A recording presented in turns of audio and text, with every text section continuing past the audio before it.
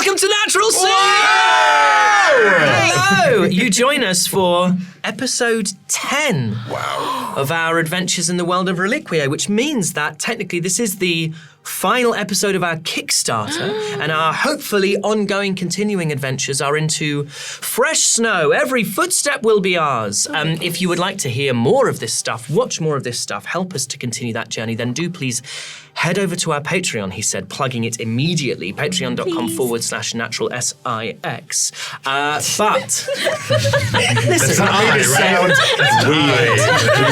Okay, because of the S and the X, but that's not on me. It feels like a natural sex thing. No, it's the way that you said it. Because I was worried about that. I don't want people to start. Wasn't there a book in the 70s? I don't want you to start putting the letter 6 down. Listen, when we inevitably end up doing an OnlyFans, okay, to that's fund what it this. is. Yeah. When all of Doug's weird stress dreams become a reality, we are doing all of it nude and ashamed, then it will be Natural 6 with the number. That's a new TV show. Nude and Ashamed. Naked and Ashamed is making it up, right? That's a great idea. Pitch it now. Right, cut this out. So I guess if you get a particular funding goal on Patreon, Naked and Ashamed is Naked and Ashamed is a really good idea. So shall we say hi to our heroes? Go on, do let's. Go on then. Hello, I'm Aoife Wilson, and I'll be playing Dolly de Winter, the Tiefling Bard. Hello, I'm Alex Jordan, and I'm playing the Kobold Rogue. Hello, I'm Doug Cockle. I'm playing Kelnis, the Dragonborn Druid, who is naked and ashamed. Hi, I'm Hollie. I play Indelian Rinnan, the Human Fighter. And my name is Benjamin Starr, and I play Radiant Thornbear, the Wood Elf Wizard. And I'm Harry McEntire. I'm the DM and all the others. Hi. Yay! Right. Serious now. This has been our longest gap, right? Yeah. When did we last play? Just over a month ago. Over a month? 5 weeks. Is that when we're very giddy? It's why we're a bit giddy. It's why that AMA was just absolutely Carnage. Again, if you want to see AMA. Want to see some carnage? Head over to our Patreon. Natural. That doesn't matter.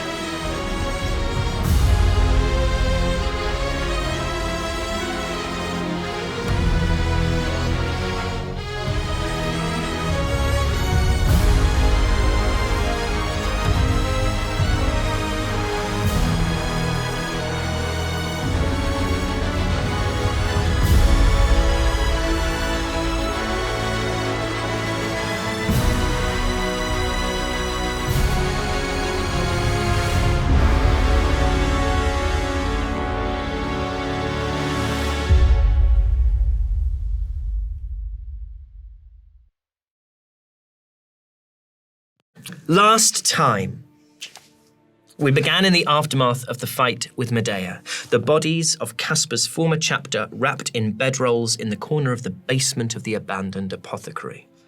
As you prepared to rest for the night, Kelnis made one last search of the bookshelves and discovered Juno's spellbook among the potion bottles, allowing Radiant to add another wizard spell to his list. Oh, there it is. Dolly took Indelian to one side and they shared a hushed conversation as Kelnis, and Radiant cleared away the debris of battle with Medea and prepared to sleep. As Indelian and Dolly returned to the group, you began to talk about family, Kelnis revealing that he had not seen his for many years, toying with a pendant around his neck as he did so. That night, you slept among the bodies and awoke as level 5 adventurers. The next morning, you emerged into Barun, the city suffused with rumour after the events of the past few days. I, the character not the me, picked the lock that held the doors of Jesco's closed, and you entered the abandoned apothecary. Kelnis found some coins in the till, though not very many, and slid a door across to reveal a room filled with Medea's possessions.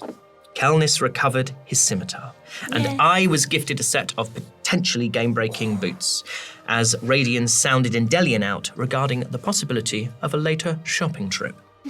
You ascended a flight of stairs, Radian being pushed down a few after Indelian debuted her goggles of the night, and opened a door at the top to reveal a chained figure. It was Rashid, member of the Council of Equals. You tended to the dwarf and he told you how he was attacked by Medea, but had been kept alive, forming a strange relationship with the halfling in the hope he could save her. Having been told of the death of Graunoth, he was keen to return to his post in the council, and after I had a brief existential crisis after failing to fade the secret entrance to the basement, and Radian encountered Evandris, a nauseating lifestyle guru, you reunited to guide Rashid towards the crest and the council building. As you ascended, you encountered Eleonora Obsidian, half-elven member of the council, who recognized Rashid and, torn between relief that he was safe and a desire to swiftly reunite him with Trusk and the others, tried to hurry the exhausted dwarf along. As Dolly insisted that she give Rashid more time, Eleonora revealed that Lode, the dwarven capital, had fallen to a mask-wearing cult who called themselves the Gloam. As you hurried into the council building, you heard a furious argument from Grenwyrd's chambers before you were ushered in to see Trusk, who embraced Rashid and told you more of the Gloam. They had also attacked Brack and were laying siege to the Grenwyrd estate, a fortress that guards the small town of Mouse. After some discussion, Trusk asked whether you might be able to deliver supplies to Mouse to help the Grenwyrds break the siege. Despite the seriousness of the moment, Radian couldn't help but notice a frisson, a certain je ne sais quoi between himself and the High Advocate. And as you found a quiet room to discuss your next move, Radian ruminated on what had passed between them and what might yet come to be. Having decided that you would transport the supplies, it was decided Radian would speak to Trusk alone. He entered the High Advocate's chamber freshly musked and ready for whatever may come. After confirming that the newly dead would take on the task appointed to them, he made a series of attempts to connect with Trusk on a more emotional level before a successful insight check latterly revealed that he had woefully misread the situation. I stumbled! I said I wasn't going to stumble and I stumbled! This is a big one. It really is. Leaving with as much dignity as he could muster, all bets are off now, Radian reported back to the group, including news that Trusk had gifted them rings that showed that they were favoured by the council and by her in particular. Indelian decided that she wanted to see whoever was left in Grenwyrd's chambers and slipped inside for a private conversation. Talking done, you headed to the Orange Tree, Kelnis spotting a wanted poster that described a pink-skinned tiefling that the guards wanted to bring in for questioning regarding a crime of great significance. After arriving at the tavern, you got various levels of white girl wasted. Radian drinking increasingly esoteric wine, egged on by Salus, a self-indulgent sommelier. Once sufficiently suzzled, don't know what I was trying when I wrote this, Endelian and Radian went on a shopping spree, with the elf buying necklaces for his companions, while Dolly and I returned to the hiding place where you had stashed the Gloam cloaks and masks before you entered the city. You reunited in the Orange Tree, Kelnis dancing the night away as Radian presented his gifts, and that is sort of where we are now. So it is the night before rather than the morning after. The night is spent in revelry, a little bit of relaxation after a tough few days. Is there anything in particular that you are doing during this drinking, feasting, indulging, and giving of gifts? I is basically just very warily kind of has a beer and is very warily now just sipping on it, having previously, had a beer and just been like, yeah, I'm going to drink this. Now seeing the effects that it's had on his friends is now just kind of like, I will drink this because I like it, but I'm deeply unsettled by what has overcome. This belief that maybe they've been poisoned, and so I'm just kind of almost lapping it. I was going to say, does he drink or does he go? Now he would go. Sorry, with the noise again, please, Aoife. Clip it. He would ordinarily go back, but in a situation like this, it's very much a. Okay, I'd like you to roll me two things. I'd like you to roll me a Constitution saving throw with advantage. Okay. And then I'd like you to roll me a medicine check. Okay. So con save with advantage first. Okay, that is a 13. You're absolutely fine. You're Okay. able to master any of the effects of this alcohol, Yeah. drinking it, lapping at it cautiously as you are, still Yeah. surveilling the crowd, making sure that your friends, whatever Okay. peculiarity they're falling to. And now roll me the medicine check. One sec. Press the wrong tab. It's a 0, so... Oh, it's an 18. It's an 18. what is happening to them is an effect of this alcohol. Yeah. But like the scales fall from your eyes and you do realise this is just a form of poison. It's just mild poisoning. It's not going to do them any lasting damage, but it is mild poisoning. You're watching your friends gently poison themselves. Okay, cool. So, You put it like that. Is that what alcohol is? Yeah, it's your I think when you're getting drunk, it's your body's response to being like, Yeah. something's in me and I have to get it out. Right? Hangover, you're I've purging never really it. thought of it like that. It is bad, isn't it? It's not great. Can I start? It's fun. No. So so I is basically just sat and very silently watching and just taking it in turns to watch each individual member just to keep a track of how poisoned they are. Are you still in your high chair? Absolutely, 100%. So like some kind of never in doubt. like some kind of imperious judge, suddenly gifted a status that the high chair has not previously offered him. Alex, would it be possible if you just do the tongue again?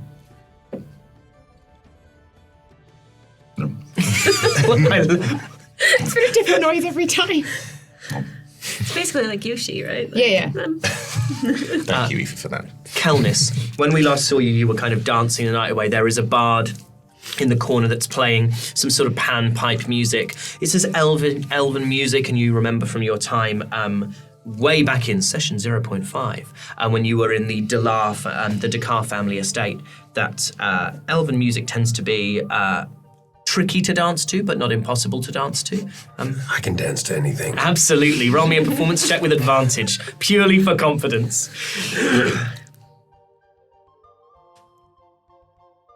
16. You're absolutely making it work for you. You're absolutely making it work. Sometimes there's 7 beats in the bar. Sometimes there's 9 beats in the bar. Sometimes there are no discernible beats in the bar. Is it like? Cares not a jot. Is it EDM Sondheim? Yeah. It's essentially Epiphany from Sondheim with a real hardcore beat occasionally behind it, played exclusively on panpipes. Sondheim. I feel like Kelnis is like the ultimate dad dancer. Like his feet aren't moving. It's literally just the waist up. They only move. The feet only move to get closer to the beer. Yeah. And Radian, talk to me. You are heavily imbibed at this point. Roll me a Constitution saving throw with disadvantage, please. 6. A 6. Okay. By the time we get to this point in the evening, you are the most drunk you have ever been. Yes. Roll me a wisdom saving throw. That's a 6. Okay. You think you should keep going. It's so good. It's so good. How could it not get better from here? Great. How close is Radian's cup if it's down the side to I? Is it within reach? Yeah, I reckon you could. You're all over the place. Yeah, right? is it? I think I don't want to be in control. Yeah. But I think Radian would look towards Kelnis and go, Kelnis, my boy. Rats. You're making this work for you. I want to dance with you, maybe. Come dance with me, That's the rats. same voice you talked to Milton with.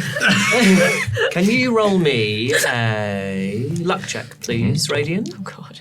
That's a natural 20. A natural 20. Okay. You have never danced so well in and you all feel it. You all feel that something very special is happening. It's what you fear as a performer in any context, which is that you are so much better drunk than you are sober. And this is the one thing you will cling to and remember in the morning. Okay. You'll forget everything else probably. Yeah. You're going to remember how well that night we danced. Yeah. Okay, so I was going to see if I could switch out and put some water in his cup instead. Seeing this dancing, immediately just go and take my hand back. You know what? No, actually, yeah, I'll let this. Let him cook. Yeah. Let the boy cook, please. Do you have your pack with you? Do you have all your belongings and your pack? It's still strapped to you? Mm-hmm. Okay, great.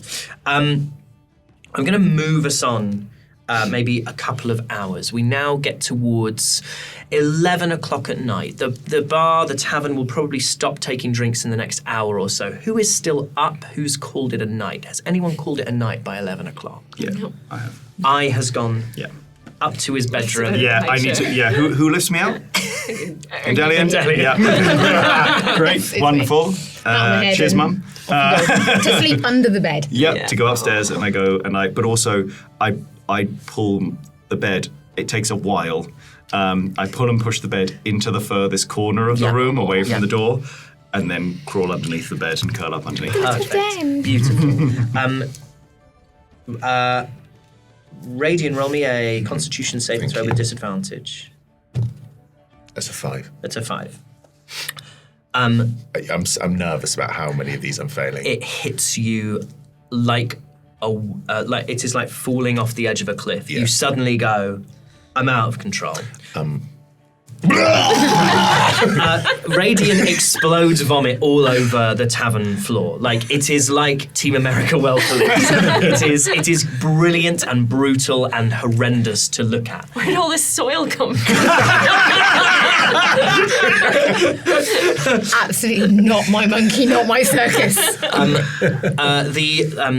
The lady who originally served you comes. She's got short hair and a bob. Comes out and goes like, "Some of yous have got to get him up to bed. Get him out of here. Get him out of here." What about the dance I just did? And when I saw my dance, I'll do We'll get him up. We'll get him up. Don't worry about it. Don't worry about it. We got this. We got Carry this. me. Who is going to help Radiant? I will. Okay, Dolly is going to help Radiant up the stairs.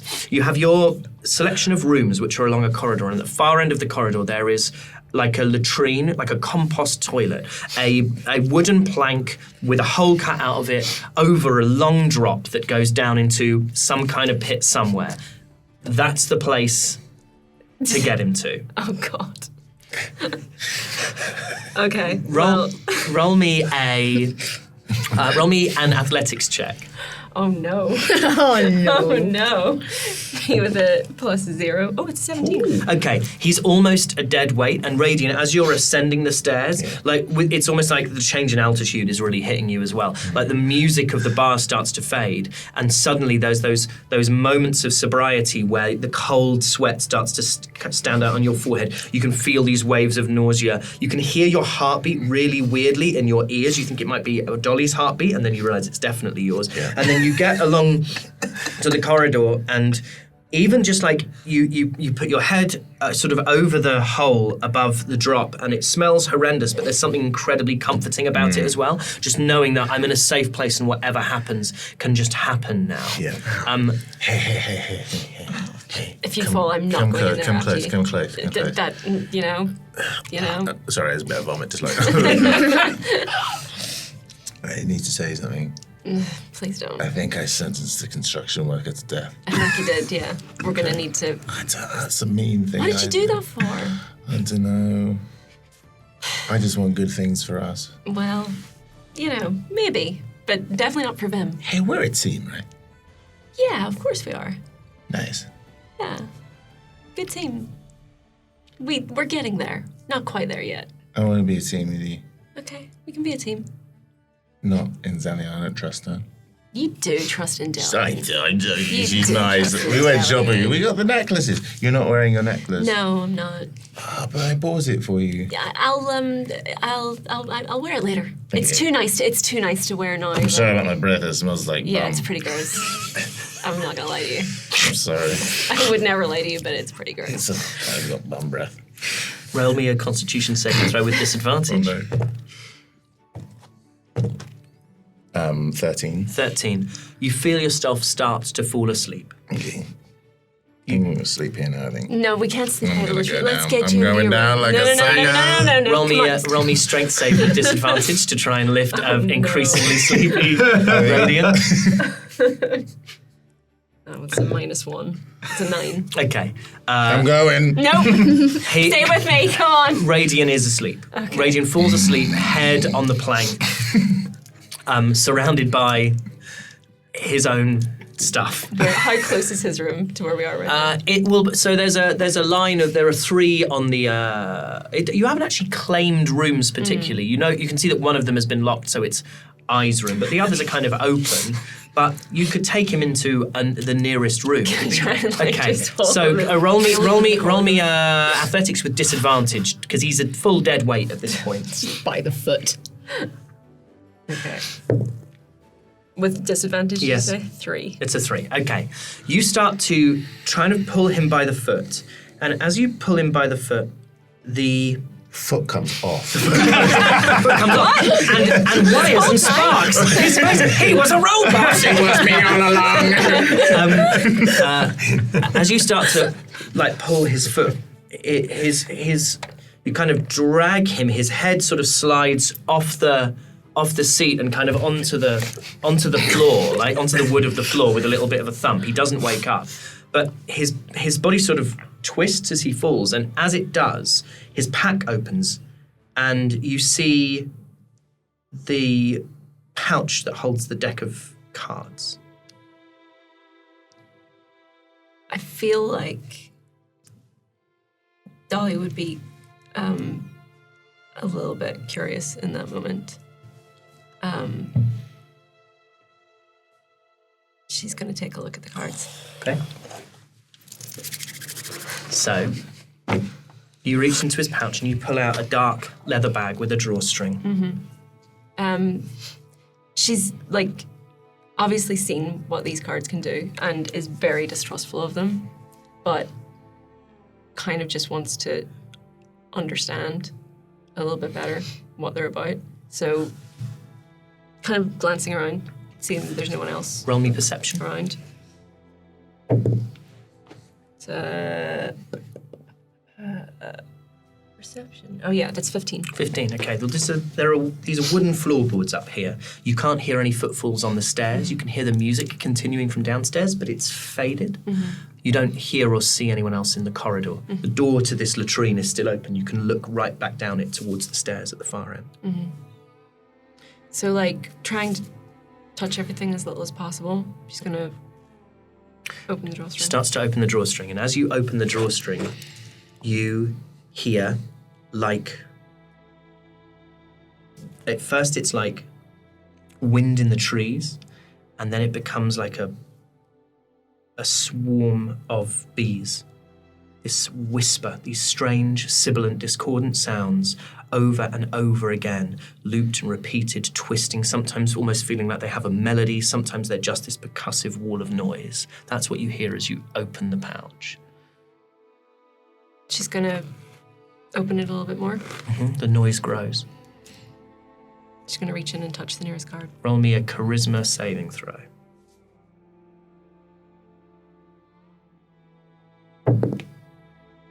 $25. Okay. Nothing happens. You have the cards in your hand, and the whispers grow and the noise grows, and there's a moment where the whispers go from sort of being in your ears and around you, like a heat outside your body, to when you touch them, it's almost as if they go inside your head, and it feels like they're starting to come out of you rather than into you. I think in that moment, almost like she's not really thinking, but it's almost like an instinctive reaction. She just goes, "What are you?"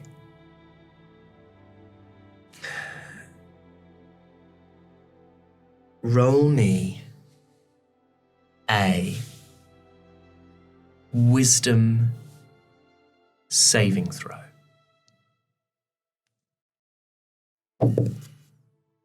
14. You hear the sounds briefly begin to coalesce. It's almost like they're starting to coalesce into a word.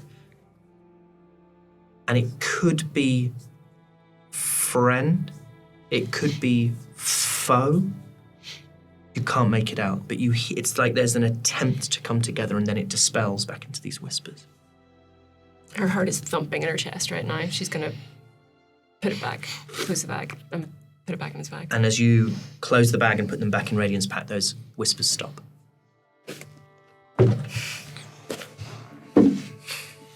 Kelnis.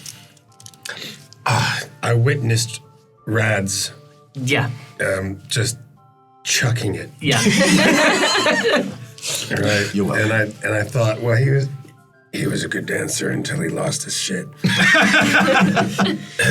And in an effort to be helpful, I've been shuffling around trying to contain the soil and putrefaction that came out of Radian. Trying to shuffle it into a rough circle or something with his boots, but keeping the rhythm. Yeah. So he's just kind of. What check? What check would I get you to do to clean up in a performative way? Roll me a sleight of hand check, I think. We'll call it a sleight of foot check, because you're kind of trying to... Ooh, 22. 22. You're really... This is your night. It's a shame there's so much vomit, but this is your night. Yeah. Getting a bit tired, though. Still digging the panpipes, but, the piper's getting a bit tired. I'm getting a bit tired. I saw I disappear. I have a feeling he's upstairs somewhere. I saw, Radian being taken up by Dolly. He's trying to get Endelian to play, but no, she's having none of it. I think he's starting to think it's time for bed. Okay. The bartender with the bobbed hair by this point has got like a mop and a bucket, and she's starting to like scrub up, and you're kind of shifting it in towards her with your feet, which is kind of helping. And she's like, "Oh, look, don't worry, I've had worse. Like, you can just thank you for your help. It's okay." You're welcome. Kel still boogieing to the panpipe. Make your way kind of up the stairs, and Upstairs. at the end of the corridor, you see Dolly kind of crouched over Radian in the door open to the latrine. Even from where you are, you can see that Radian is in a bit of a mess. You need some help? Yes, please. Okay. All right, you take the feet. I'll take. Actually, I'll take the feet. You take the. His head's heavy. Yeah. I will say the two of you are able, between you, to lift Radian up, stick him in a bed, recovery position, maybe a bucket. I'm just Yep. just because I'm in this kind of mood, I'm going to short sheet his bed a little bit so he can't stretch out fully. Just a little joke. He's perfectly fine. He just can't stretch out. Amazing. This is a whole new Cal. This is beautiful. Oh, it's been there the whole time. Great, fantastic. Dolly, I'm gonna leave a bucket by the side, and just be like, night. So Endelian, you are left downstairs. Roll me a luck check. It's a lucky 7. It's a lucky 7. Okay. You sit there, nursing your drink. This bartender clearing up, eventually gets the thing ready, and then she looks over to the panpipe person. You're the only person left in the tavern. She looks over to the panpipe guy and goes, Paul, I think you probably take the edge off at this point. It's not really for anybody, is it? And immediately Paul the bard goes, he's been like for maybe 3 or 4 hours at this point. The guy is the real like MVP. lightheaded like you cannot believe. Paul the bard. Paul the bard gathers up the few scattered coins and says says his goodbyes to Daisy, calls the barmaid Daisy. And she by now has mopped up, everything's clean, and she looks at you and says, I can always do you another drink to take up to your room if you want, but I've got to start closing up actually. I think I was sort of hoping that I'd bump into someone. I'm kind of half tempted to see if the Wise Walker is still open. Absolutely. So, like I said, not my monkeys, not my circus. So I'm gonna head out of the orange tree and just down to the Wise Walker, just to poke my head in and see if a certain someone is there. Roll me a perception check. 17. 17. As you come out of the orange tree, you would sort of go clockwise to get to the wise walker back from where you were, and anti-clockwise would lead you up the steps towards the crest. And you hear the streets are kind of starting to kind of quieten a little bit, and you hear like someone from the kind of anti-clockwise direction, from towards the crest, kind of stumble into. So it sounds like someone's sort of stumbling into some bins, and then you hear like, "Sorry, that was me. I've sorry about that, everyone." And you see heading towards the orange tree, you see Doe and Grenweird. Could everybody give us a hand? I didn't want to be here anyway. Didn't want to be here anyway. I hate it here. These rubbish. So you see Derwin heading in your direction. He hasn't seen you at this point. I think just under my breath, I'd whisper something ridiculous, just like, the gods are dead, but this is how they choose to punish me. He's just like, he's moving toward. You can see, roll me an insight check. 18. He's pissed he's not obliterated. Do you know what I mean? Like, yeah. Like, he was on a mission. He was, yeah. He was trying to get somewhere and he's just stumbling into something. He's like, sorry. But he's not Radian level of gone. Because that was... Yeah, that was a whole heap of nonsense. And he's still moving towards you. In fact, kind of moves towards you and like, sort of, doesn't spot you, like sort of spots you but doesn't really see you in the dark, isn't really paying attention. He's trying to get into the orange tree. I think I'll sort of try and quite quickly like get up to him, get an arm around, as if I'm trying to help him, and it would just, say again something ridiculous like, God, it's been a long time since I've had to carry you home. And he looks down and he goes, "It's you!" It's me. Hiya, you! Where the hell have you been? I've been with Dad, haven't I? It's a lot of stuff going on. Yeah, don't worry, we know about it. I thought I'd come and have a little celebratory drink. Celebrate what? You. No. I know I haven't said anything to anybody, but you've got to remember, yesterday we found out that our home is under siege, right? And then today I discover that there's you, and that you're going home. You're going home, Eloan. Yeah, no. You are. Eloan isn't going home. Ellie, you are. I'm not. I'm gonna go help our brothers. That's what I mean. Our home is still under siege. I know.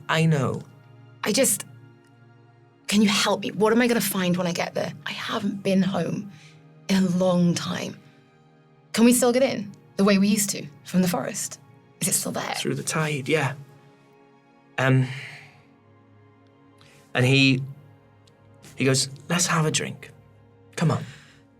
Come on then. I think they're getting ready to close up, so I'm sure we can put one more order in. So he opens the door to the orange tree and sticks out and goes, "Hiya, Daisy." And she looks up and goes, "Oh, right, good to see you. Haven't seen you. I just thought I'd have a little quick one. You don't mind, do you, if we have one quick one?" No, that's fine. Like, I'm just not too long. No, I won't be too long. No, we just can have a little conversation. And she sort of begrudgingly, "Oh, well, all right then, just the one." And she brings you over immediately, like, a couple of goblets of wine. Yeah. And he says, when you went, after they found what we thought was you, Dad decided that it was most likely that either someone came in that way and took you, or that's you snuck out and something went wrong. And so he thought that left us vulnerable. And so he spoke to me and the others, and the five of us put obstacles in the way. Obstacles? I don't know. He swore us to secrecy. Well. And his eyes light up. He's like, he swore me not to tell the other boys. But I can tell you what I did. So, you know when you first go down the tide Yep. and you go through Yeah. and you're past where we all used to camp, Yeah. at the end you get to a door, right? This was my one. It's got a keyhole in it and it fits a dagger, one of ours. It's the only thing that'll open it. And I guess I'd get my dagger and be like, Oh, there we go. I was going to give you mine. And he looks to his hip and you can see he's got the same kind of dagger as you. Yep. I don't know what the others have done. We were all sworn not to tell each other.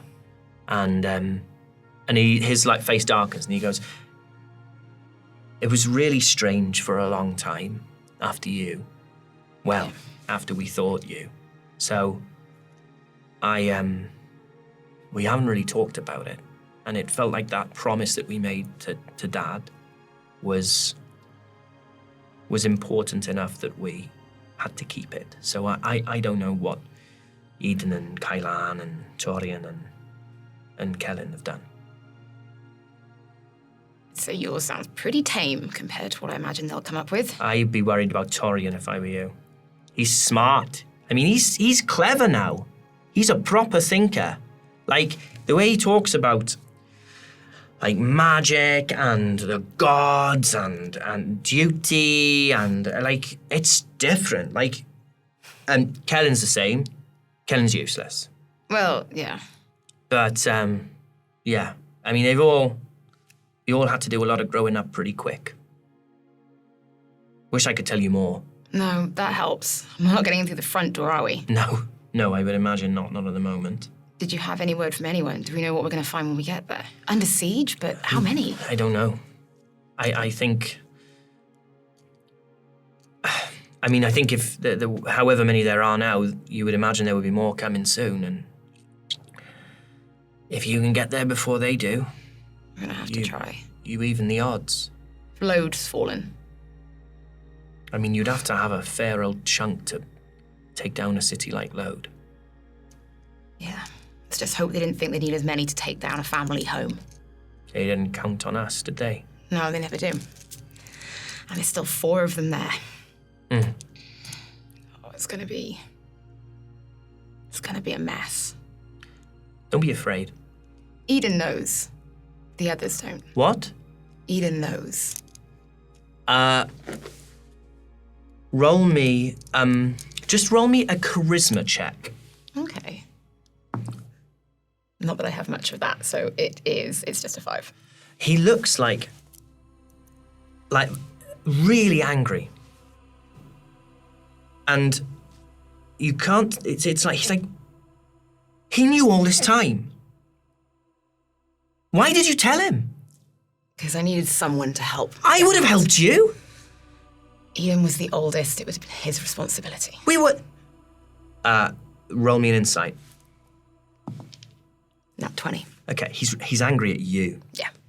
He's like, we did everything together. Why now? Why? You let me think you were dead. You let me think you were dead. And if I hadn't stumbled into you now, I'd go the rest of my life thinking I couldn't protect you. Do you know what that did to the 5 of us? Well, to the 4 of us, because apparently Eden knew. Why did you think I needed protecting? Because we thought you died. They found a body washed up in the river, on the banks of the river. The forest that we used to let you roam free in, that we were told to look after you, and then one time you go missing, and then you're gone.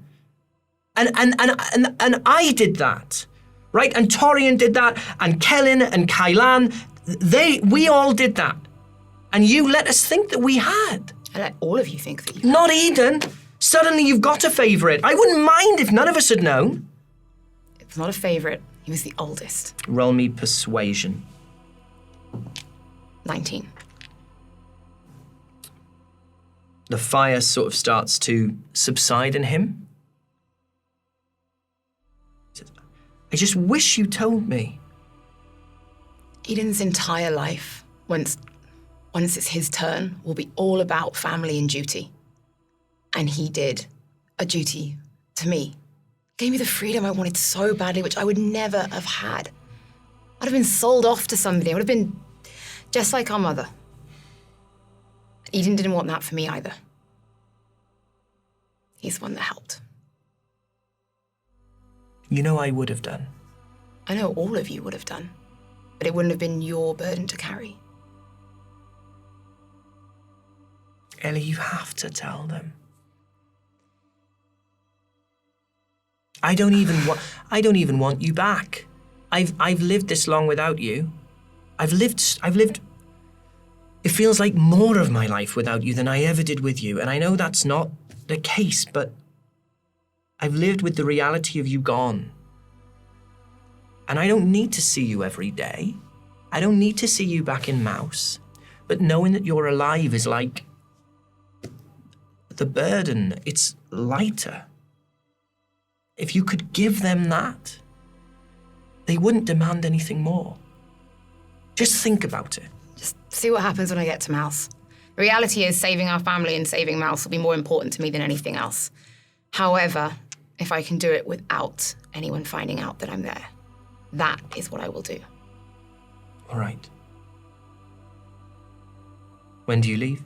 In the morning, as soon as the sun's up, and as soon as my absolutely incredible team of misfits decide that they can stomach to start moving. You get them going quick in the morning, won't you? We have to get there before either they get reinforcements or I lose the ability to get in that place with any help. And I don't know how much help the 5 of us are even going to be. You'll find a way. We have to find a way. It's Mouse. It's our family. That place hasn't fallen in 300 years. It's not going to fall now. No. And he puts his arms around you and he kisses you on the top of the head. And he says, you should get some sleep. Yeah, that's it's a good idea. It's a long road to Mouse anyway. And like you said, if you locking a door with our daggers is the easiest thing I'm about to find when I get there. I didn't really have my... I took it kind of hard. I couldn't really think of anything. No, well... Torian likes magic, doesn't he? Yeah. Why couldn't he be like the rest of us? I don't know. I don't know why it's so complicated. That's the one that worries me. You know I don't like magic. I can't stand the stuff.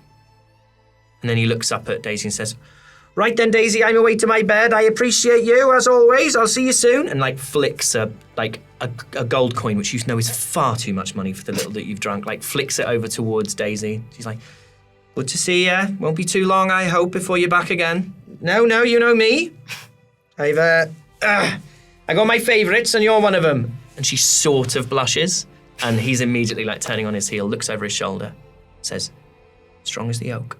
As free as the forest. And just before he leaves, she runs up and just gives him a huge hug. Because he is so much taller than her. So much taller than her. But it's that little moment of, the two youngest. And he gives you a little squeeze back. And then he heads out. I head up to, I guess, whichever room these idiots haven't occupied. The one remaining Maybe I end up in a room. room with a bed pushed against the wall and there's a lizard under it. I don't know. So it's the morning after the night before.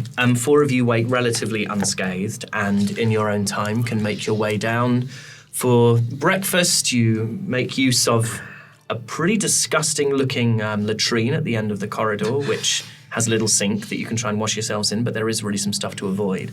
Radian. Yes. Radian of the Thornbears. Yeah. Can you roll me a wisdom saving throw? Yeah, it's a 6. Okay.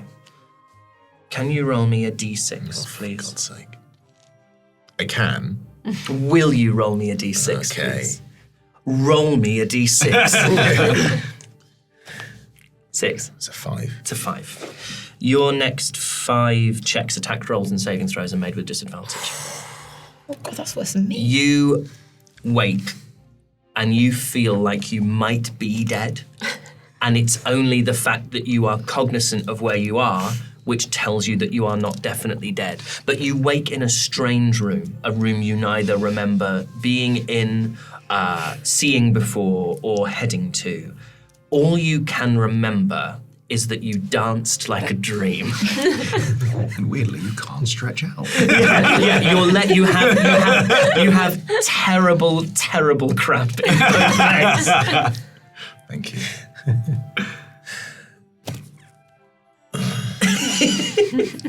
Where am I? Hello? Everyone roll me perception checks. I was going to say that I'm already downstairs in the... Roll with disadvantage then. I got an 11. 11, 21. 21, 10. 10. With a 21, Kel, you hear like a hello from the room where you know you left Radiant. Can anyone hear me? Keep it down. How are you feeling this morning, Kelnis? Rough. Okay, roll me a Constitution saving throw. Constitution. 7. Your next check, attack, or saving throw is made with disadvantage. Rads. What did you call me? Rads. Rads. Yeah, well, you danced like a dream last night, and I just decided you needed a nickname. Rads. Yeah? I feel like shit. How do you feel? Yeah, I'm not feeling good. We danced last night, right? Yeah. Can I just say, greatest night of my life. You were incredible. I've never seen a grumpy bastard dance with such grace. And I gotta say this. I've never seen a non-elf dance with such majesty to music that is almost undanceable. It's like the beat and you were one. And it just inspired me.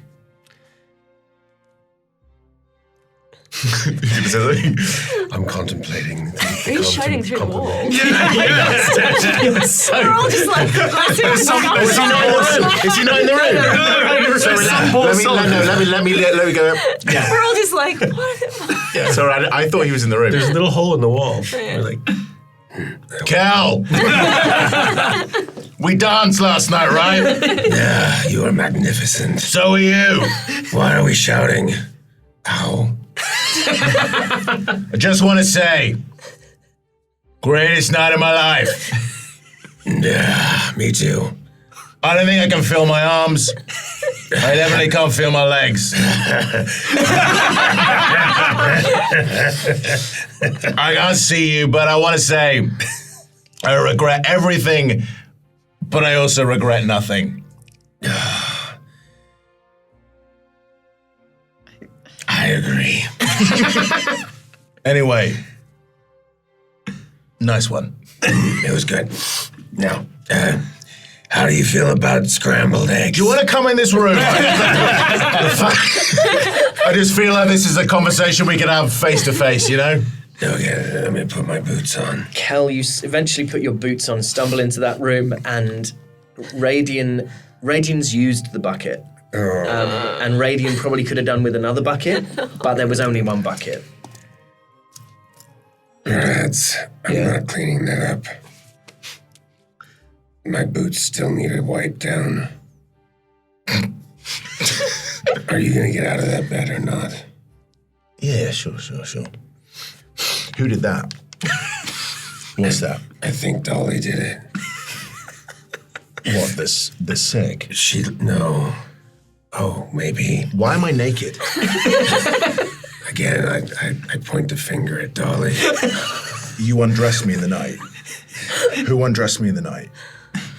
Oh my God. You see that his clothes, Kel, are like strewn about the place as if they've been flung individually at various points. Who undressed me? Did you undress me? You saw me naked. I think you did it yourself. Okay. Can you turn around?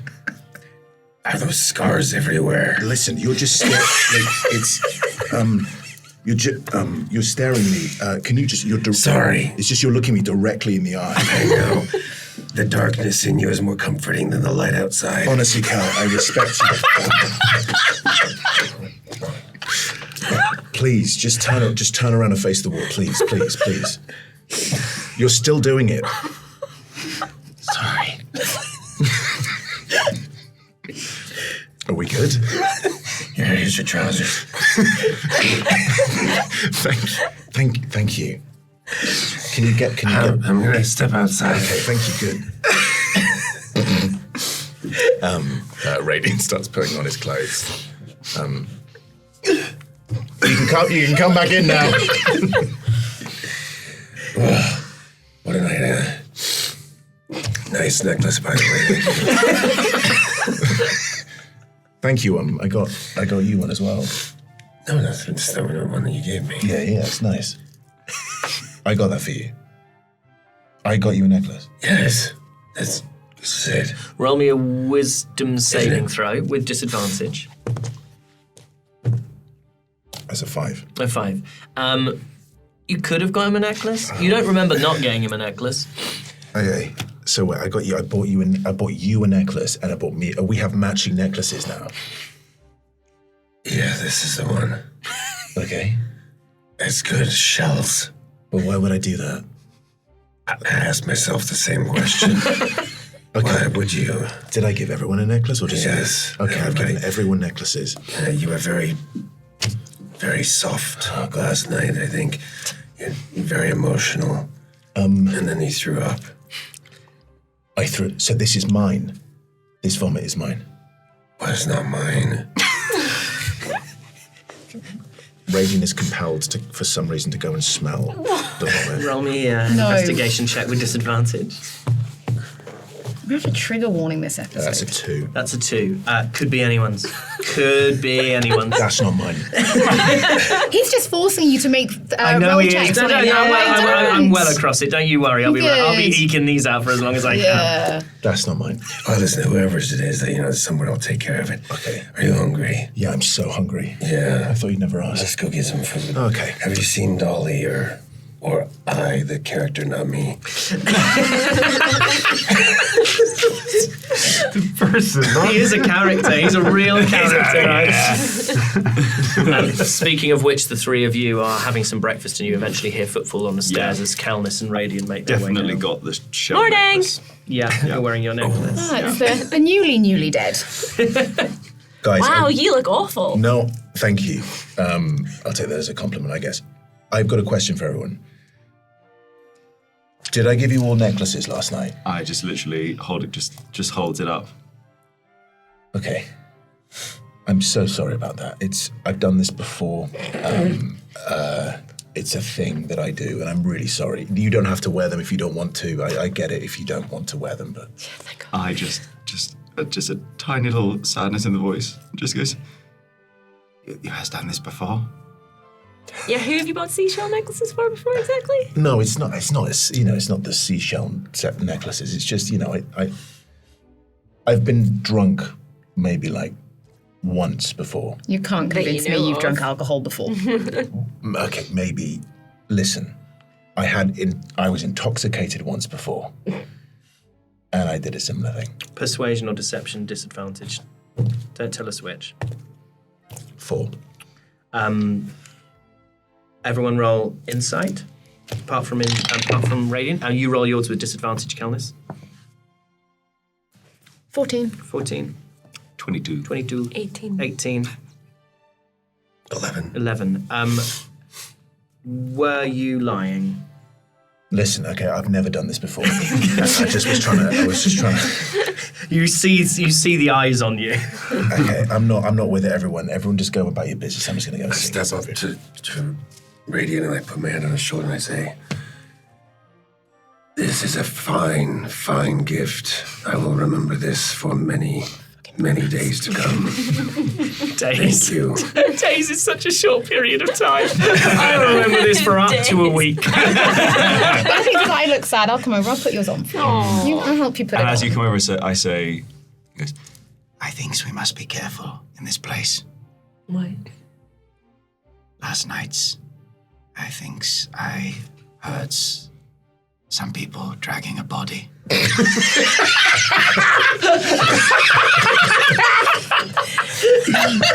I think you might have heard. I think that was us. Who did you kill? He killed himself. Yeah, with alcohol. And you lives today? The newly dead. Well, this is very impressive. roll me a religion check. That is a 19. Okay, it wasn't divine intervention. It is just. It was just the poison seems to pass through your system quickly. Okay. On a nat 1, you might have thought he was stabbing. Great. You have your breakfast. It's no longer Daisy, the barmaid. Go Seeing how much Radian enjoyed the beer or the wine, the wine It sorry, was, last night. the pet nat. Yeah. I had actually saved some of the remnants and basically just leans over and puts it down in front of Radian.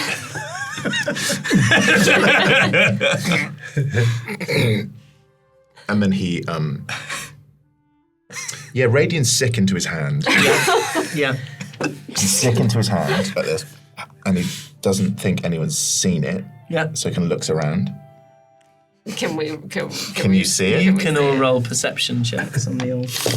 Am I still rolling a No, disadvantage? you've used your disadvantage up. You weren't as hungover. 10. 10. 12. 12. 7. 7. 15. 15. You see it with a 15, Dolly. I'm still admiring my necklace. Quietly slide a glass of water over Thank you. and a bunch of napkins. I think the hands over the mouth is purely a shock reaction of delight and going, like, oh my God, you got me more. Radian throws the sick under the table like that, wipes his hands, takes the napkin. Thank you. Like that, and then drinks the water. You have some breakfast, you settle your tab And your tummy. and your tummy, and the day is yours. You don't have your supplies yet, but you need to take to. We has a job to do. Yeah, we do. This is going to be fun. We're all ready for a journey today. I is ready. Yeah, I know you are. The rest of us, we'll see. I feel fine. Do you? Yeah? You ready to get back on it? What is it? Hair of the dog? Where is the dog? It's a metaphorical dog. Don't worry about it. We'll talk some other time. Where is the dog? It's literally, as you said that, it is clawing at my feet. Little boy. I'm obviously very, very, very keen to get moving. So I'm just, get up and... Slight problem with walking around. I'm kind of a wanted person. So might need to meet you guys there. What are you wanted for?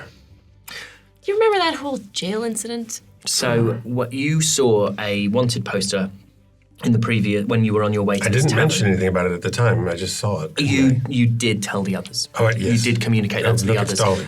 Because there was a description of Dolly, and then there was a description of a shave-headed, like medium human of medium build, which was the form that Radian assumed when he was being the guard Oliver. Yeah. Oh, that's right. Oliver.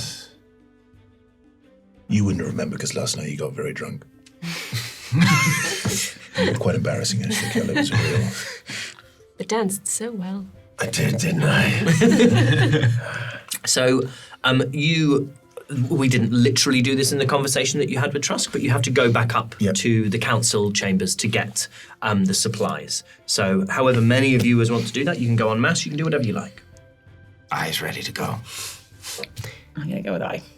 Yeah. I think maybe I'll meet you guys at the gates. Does you want my cloak? Nah, I'll be good. Well, you'll be safe on your own. Yeah, I'll be fine. Should be. There are posters of you all over town. I got a hood. Does it looks like you?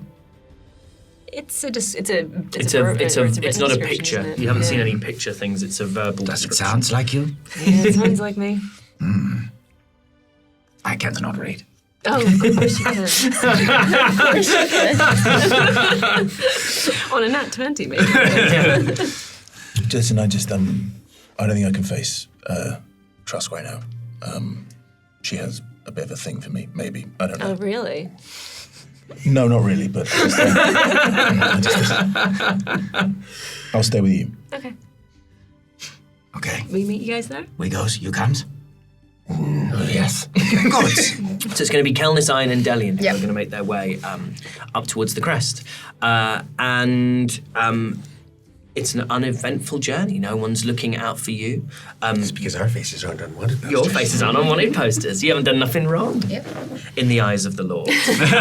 And you make your way up the spiral staircase that takes you up to the crest, and you go across the walkways, past the gardens, and you get to the gatehouse, which is the sort of holding place where typically you have your weapons removed. And the guards stop you with these great big face visors and ask you what your business is. Yeah, I was going to say, we're just ring. And you flash these 3 rings, 3 bands bound by sort of bolts that go through them, and the gates are opened for you. I like that. I likes this. And you make your way through into the in towards the actual council buildings themselves. And you're escorted still. There are still guards that accompany you as you make your way across this plaza and into the building. And you are led through into where all the administrators and the clerks are working. And you're led up to Barnaby the Halfling. The entire time I've just been walking through, just hand aloft. Just doing this, nodding slightly at everyone. Which, while I love it, I'm obviously still a little on edge in this building, so it is still very much, I'd rather keep a low profile, but I've got a child with me who is so excited. I haven't seen him this excited since the wall faded. You get to Barnaby. Barnaby previously was very friendly to you guys. And he looks up and says, oh, well, you are here. Yes. Well, you weren't. We are sometimes in one place and sometimes in another. You weren't in your accommodations in the barracks that were provided for you by Trusk. And you recall that originally you were offered accommodation in the barracks. Radian negotiated them for you. We went for dinner and it One of our evolved. colleagues got sick, so we had to stay where we were. Roll me Food poisoning. Roll me deception. That is a 12. A 12. Well, I suppose some things can't be helped, but all the same, I went to find you there myself first thing, and I will say that I'm not particularly suited to a morning in the barracks on a wild goose chase. And you can Where is the goose? Well, the goose is a metaphor. You can see that he is sort A of long conversation. slightly perturbed. You've placated him to an extent, but he is slightly perturbed. Well, they are in session. He has our supplies. Yes, but well, I must just. Well, you'll need to come with me then. Okay, we comes with you. Right, and steps out, goes off his little seat, disappears briefly, his hair sticking up behind the desk, and then looks up to the guards and says, "You will accompany myself and these 3 into the chambers of the council." I grab Kelnis by the arm and I say, I can't go in there. Why? I can't be seen in there. Okay. He's ready. The kobold, not me. And I will go. I You wait here. I'll wait here. You start to walk off, and Barnaby looks over as you stop and says, "Oh, come along, miss." Gonna try and slightly intimidate him and just say I have no intention of going in there and I will wait here for you. Roll me an intimidation check. You can use your strength modifier for this. So that would be with my strength, that would be a 15. 15. He looks up at you, and he seems confused. You're kind of over the top of him. You're so much bigger than him. Yep. And also, this is the first time you've ever been in this building wearing weaponry. Like, normally you have your weapons taken at the gate, but you've been allowed to wear them because you have the favour. Very well, all the same to me. Come on, gentlemen. And young man looks at I and starts to lead the two of you through. And you go through this chamber, which is flooded with sunlight from these stained glass windows. You've been in here briefly before, and at the there's a dais at the far end with this long wooden table and flowering vines that twist round the legs. And there are empty chairs at this. And beyond, there's a large set of double doors and more guards, plate mail, great swords. And these doors are opened, and as they're opened, you see just 11 heads turn on a swivel to the two of you. Morning. We are so unbelievably close. This is great. As you say, You've morning. literally sent Tweedledee into the council. This is remarkable. You look up, and Trusk is looking at you, and Rashid, who looks like he's had a good night's sleep, but still looks pretty messed up. He gives you a warm smile. Eleanor Obsidian gives you a little wave, a little sort of slightly over-energetic wave. My wave's back. Hello! And they're sat around this large table. Roll me perception checks, the pair of you. That's an 8. An 8, and from 22. A 22. So what immediately just strikes busy you? waving. I'm still waving. What immediately strikes you, Kelnis, is that this is a table that is made for 10 seats, and there are 11 seats. Sort of one on each end and 4 on the sides, and then perched on the corner on a different chair to everybody else, literally on the corner piece is Rio de Grenweird, sort of an extra member of the council they don't really have room for. But everyone around this table has these woolen robes on, little wooden circlets, tiny, tiny crowns around their heads. Does Grenweird have a little circlet as well? Yes, he still does. Yes, he does. And Trusk sort of stands and says, I wasn't expecting to. And turns to the table and says, these are those that will carry the supplies to Mouse in aid of the Grenweirds, and indicates Rio de Grenweird, who sort of looks at you both. Roll me insight checks, please. 10. 10. 15. 15. You can't read anything in particular, he looks at you with what strikes you as like a neutral expression, as if he's taking in the information. With a 15, Kelnis, there is concern in Grenweird's eyes when he looks at a waving, what he can probably considers to be a little dragonborn child waving, and a dragonborn, essentially like a father and son team. And then Rashid chips in and says, these are they that saved my life. And you hear Eleonora just go, big couple of days. And I see this in this doubt, concern in Grenweird's eye, and I say, we are not all of us. There are others who had business before we travel. There are 5 of us in total. And don't worry, his eye is small, but I has practice carry many thing. Roll me persuasion or performance. I really don't mind. 6. 6. And one, a voice you haven't heard before,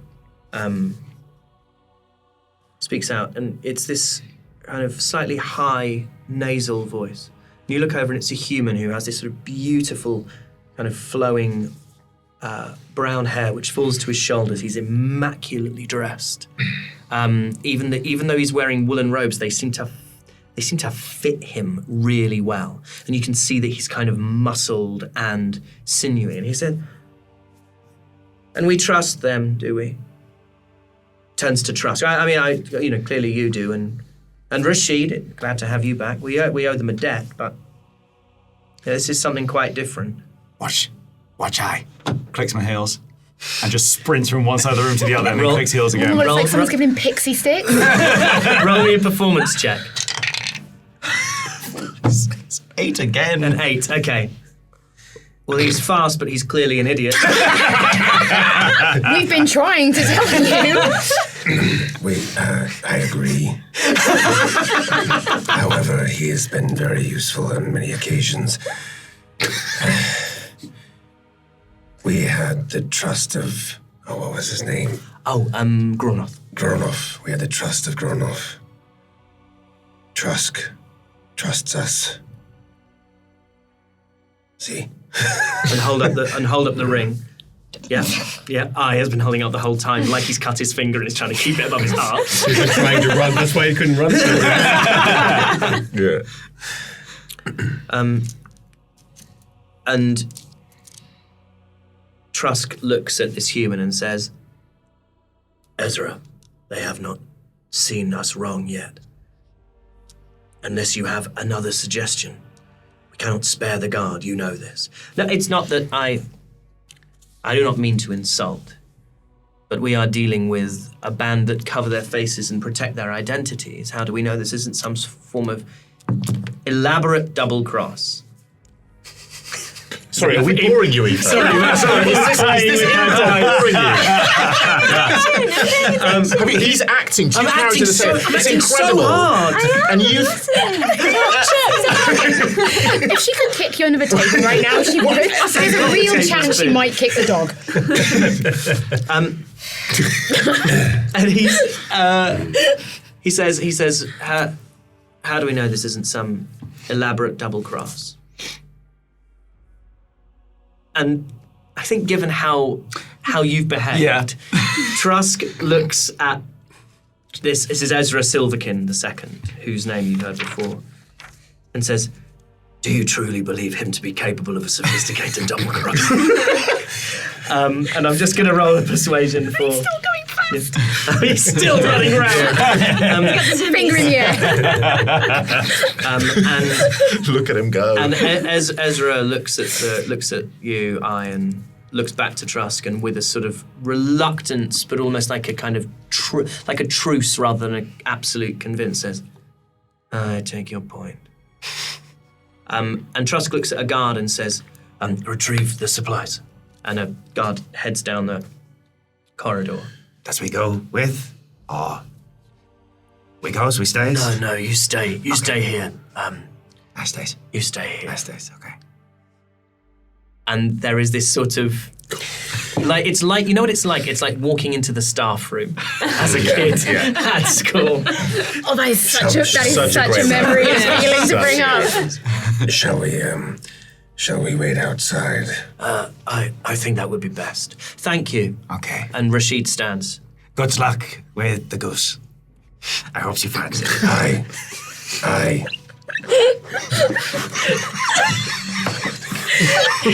You just want to do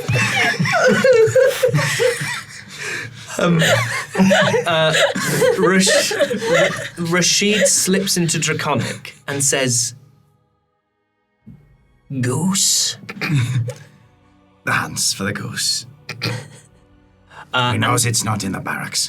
You hear another voice in Draconic, and you look over and it's a red dragonborn who says, I believe he's referring to some kind of, if I have this right, goose chase? Did someone say goose chase to you, little one?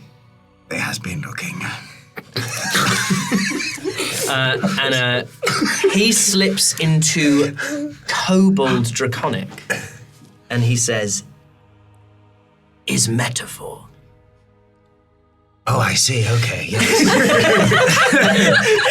You see, I was thinking they meant quite literally. They meant. Well, one would. Yes, yes, it makes sense. They do not speak plainly. No. It is often. That's rather confusing. It is. Kelvis has just turned away and is giggling quietly to himself. He's speaking his natural well tongue. spoken. He's speaking his natural tongue. Simply speaking, my tongue.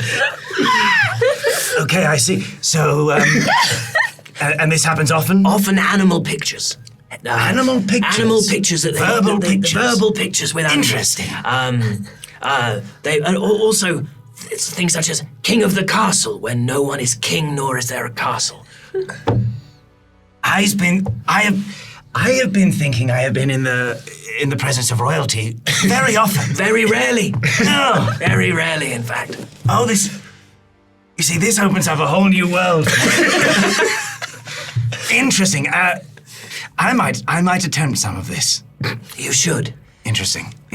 They paint the most peculiar of pictures. Thank you for the information. No, it's my pleasure. Appreciate it. I feel like I've been a fool. No. It's just like, it's when cultures collide. Of course. And at this point, the doors open and this like quite small bag is brought out. Just looks like a regular bag that you could sling on your back, and it's handed to you, Calnus. As I thank you for the trust,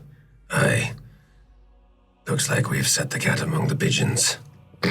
Another picture. And we have the dog in the street.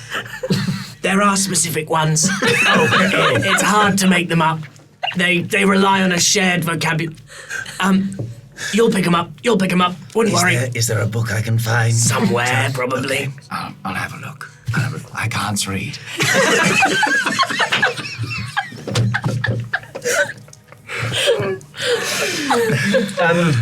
Little brother, I will teach you. Thank you. I will start with swear words. And I like this.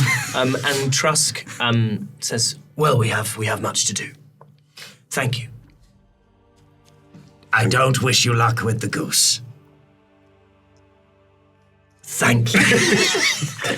I think probably it's time for them to. Yeah. And the guards start to escort. I take Ai's hand and just lead him out of the Come on. Still ringing the air as well. Just dragged out. You see, you're kind of stood still with the clerks in Delian, unless you've been doing anything particular or just sort of waiting. No, for them to I come think out? this time I'm happy to just wait outside the door. Waiting for them to come out. I walk out with this little package. It's like a haversack. It's like you could. haversack. It's like a. This is the thing we're delivering. This is the thing you're delivering. So I have real suspicions about this. I haven't looked into this. I walk up to Endelian and I say, Endelian, this is what we are delivering to Mos. That's it? They think that's going to help defend a fortress. Could be a powerful magical item. Did you ask them what it was? No. Can we? Once again, the gods are dead and they continue to punish me. Can we look? I would assume we could look. Because Yeah, you can look. So you open up the bag, and as you look into the bag, it's like the bag grows. And this is a bag of holding. So despite the size of the bag, it always weighs the same amount. It can carry up to 500 pounds. And within the bag, you can't actually go through and itemize at this point, but you see spears, bows, swords, you see leather armor, arrows, what look to be potions, lots of rations. Are you looking in as well, Endelian? Yeah, curiosity has In fact, killed this cat. Everybody roll investigation checks in the bag. That's a 14 for me. 14. Count. 8. Dirty 20. Dirty 20. So you see that there are kind of healer's kits as well in there, things that look like they could be medical supplies, and you spot this. You don't spot those, but you do both see this, that there looks to be a letter which says the name Eden, Eiddon, on it. I reaches in, pulls out the letter and says, What does this say? I'm fuck. And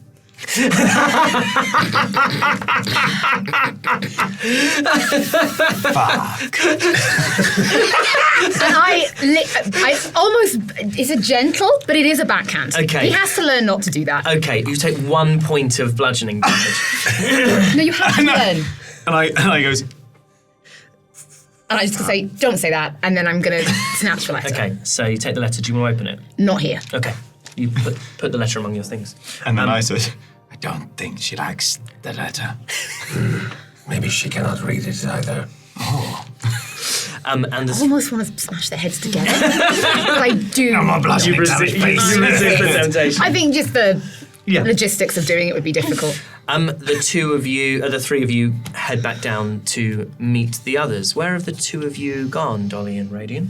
I think, well, I would have definitely put my hood up before we left, and we're just making our way towards the main gate. Yeah. Yeah. Can you both roll me stealth checks, please?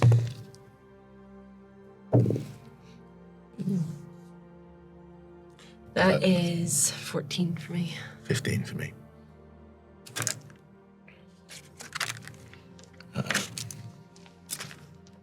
Not high enough.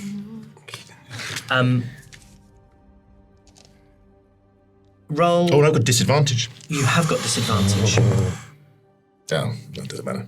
I'll roll a badass number then. You make your way through the deal and down towards those first set of steps. Roll me perception checks, both of you, please. Yours is with disadvantage again, Radian. This will be my last one. Yeah. Add some more on, go on. Call me a moron. That's what I thought as well. Is that Some perception? moron. Yes. 4. A 4. I got a 7. A 7. Okay. Oh, Yeah. Cool. As you get to the bottom of the stairs, you feel a hand, Dolly, on your shoulder.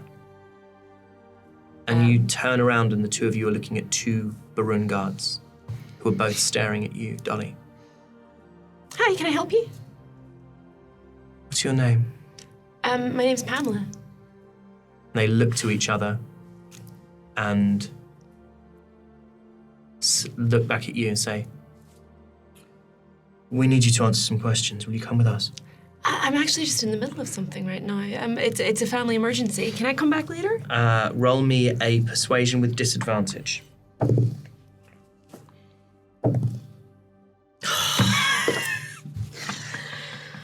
Second one was a nat 20. The first one is a 6. A 6.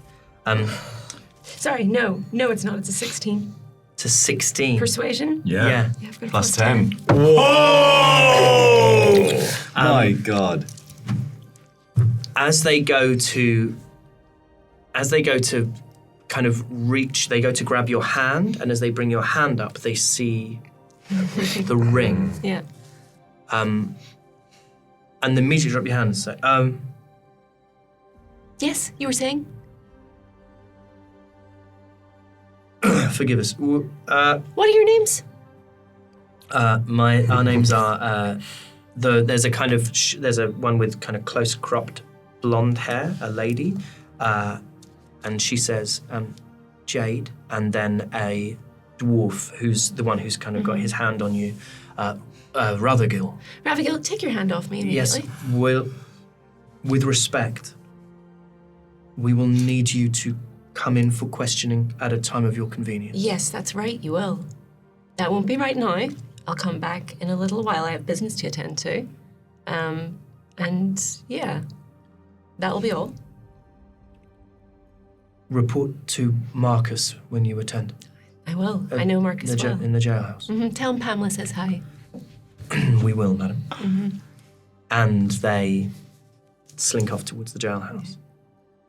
Badass. Let's go. That was quite cool. And you make your way out and kind of near the main gate, milling around. Anything you want to do while you're waiting? Yeah, what happened last night? You got really, really, really drunk. I can tell that. But what happened? What did I do? Oh, danced surprisingly well. And bought us all a load of necklaces for some reason. I'm so sorry about that. I mean, it wasn't expected. Not entirely unpleasant. You have a strange taste in jewelry, I will say. I didn't embarrass myself, did I? What's a little embarrassment among friends? Friends. Or whatever it is that this is. No, I like it. It's nice. Just haven't really ever had any Well, friends. Good place as any to start. Yeah. You never had a boss before either, have you? No. And you don't like it, do you? No. No, I could tell. Sorry. I don't really like it any more than you do. Well, just so you know, I think you're a pretty good boss. Jury's still out on that. Well, I just saw what you just did then. If it wasn't for you, we'd probably be taken off to some jail somewhere, have to do some sort of elaborate escape. I'd probably do something really cool. Yeah, I'm sure you would. You'd be really impressed by it. Yeah, I'm sure I would. You would be. Listen, Endelion has swords, I has a crossbow, I have words. That's kind of what I do. Yeah. But just so you know, I think you do it really well. I think that's the hangover talking. I think it is too. Yeah. And the other three arrive. On your way down, in fact, I'm just going to retcon something ever so slightly. We're just going to go back to as you get to the base of the stairs, the three of you. Can you roll me perception checks, please? I, Kelmus, and Endelion. 18. 18. Nat 20. Nat 20. 19. 19. You see someone being taken towards the jailhouse. And you can hear a voice going, "It's nothing to do with me, mate. I don't know what you're talking about. I was with my friend Brandon all night. He can vouch for me. He can actually vouch for me." And it's a tiefling being dragged towards the jailhouse. And then you make your way to the gates and you meet up with the rest of your party. Do we see this as well? It's Keln. What did you roll? Kel? 18. 18, yeah. 18, and a nat You 20. won't really know much about him. No, I'm you So wouldn't- as we walk You up, recognize him, Cal. as we walk up to Radian and Dolly, I just say to Radian, I think I just saw Vim being taken off to jail. Yeah, don't ask about that. Let's go. Who's Vim?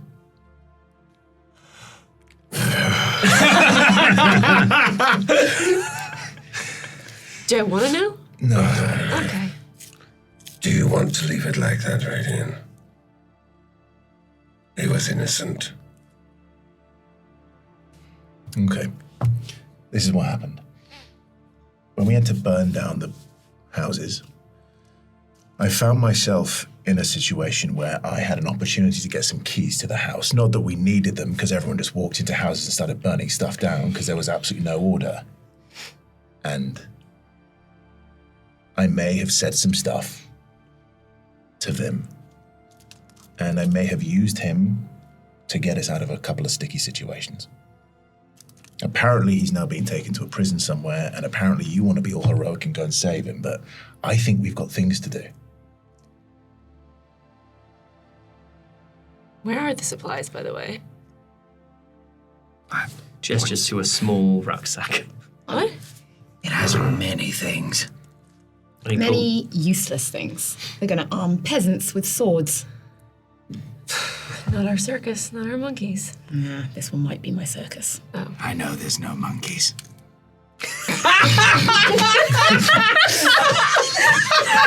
And that might be my monkey. Let's take a little break there.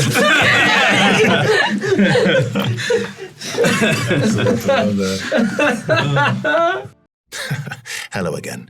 It's Ben Starr here, award-winning actor, all-round beautiful boy, and a child whose Year 3 class report simply said he won't sit still. Why won't he sit still? Will please, someone, make him sit still. But it's that same refusal to accept the depressing reality of a stationary childhood, along with a tidal wave of charisma, talent, and good looks, and whatever you've chosen to do with your life, that's led us here. To this moment. Me staring at you, staring back at me, pleading at you to help fund our D&D show. The one you're literally watching or listening to right now for free.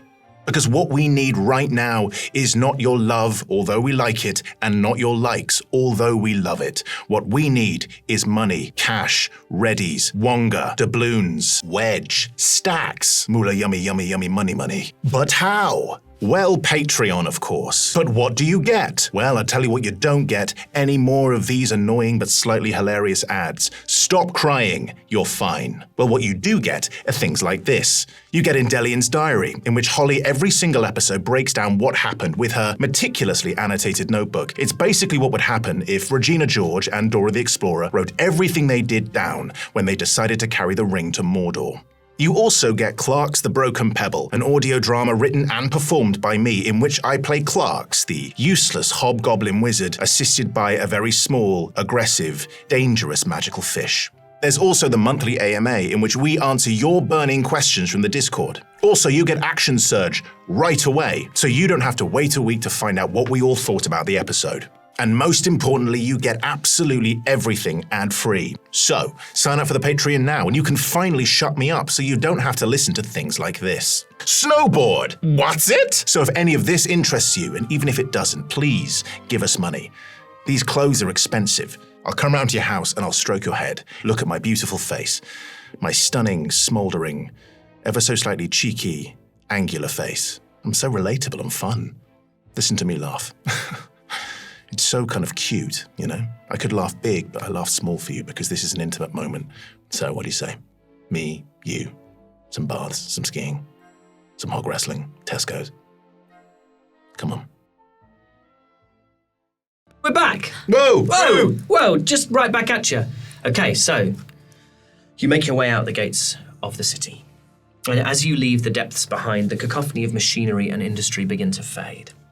The ordered streets of Barun give way to meandering paths and the sprawling, crooked buildings of the scattered districts beyond the gates. After an hour's walk, you are clear of these too. The high walls of Barun still visible as you cross the river and you head south along the road that runs between the water to the west and the tumbles to the east, the forest. And the trees of the forest are bare, leaves long since fallen to the earth, winter berries scattered among thick gorse and shrubs that line the road. And for the first few miles, the path is paved, elevated a few feet from the forest floor on one side and the river on the other. But once those few miles end, this paving disappears and the road just becomes a boggy track, too often travelled to have succumbed to the snow, though cracked patches of ice have formed in the muddy hollows of footprints.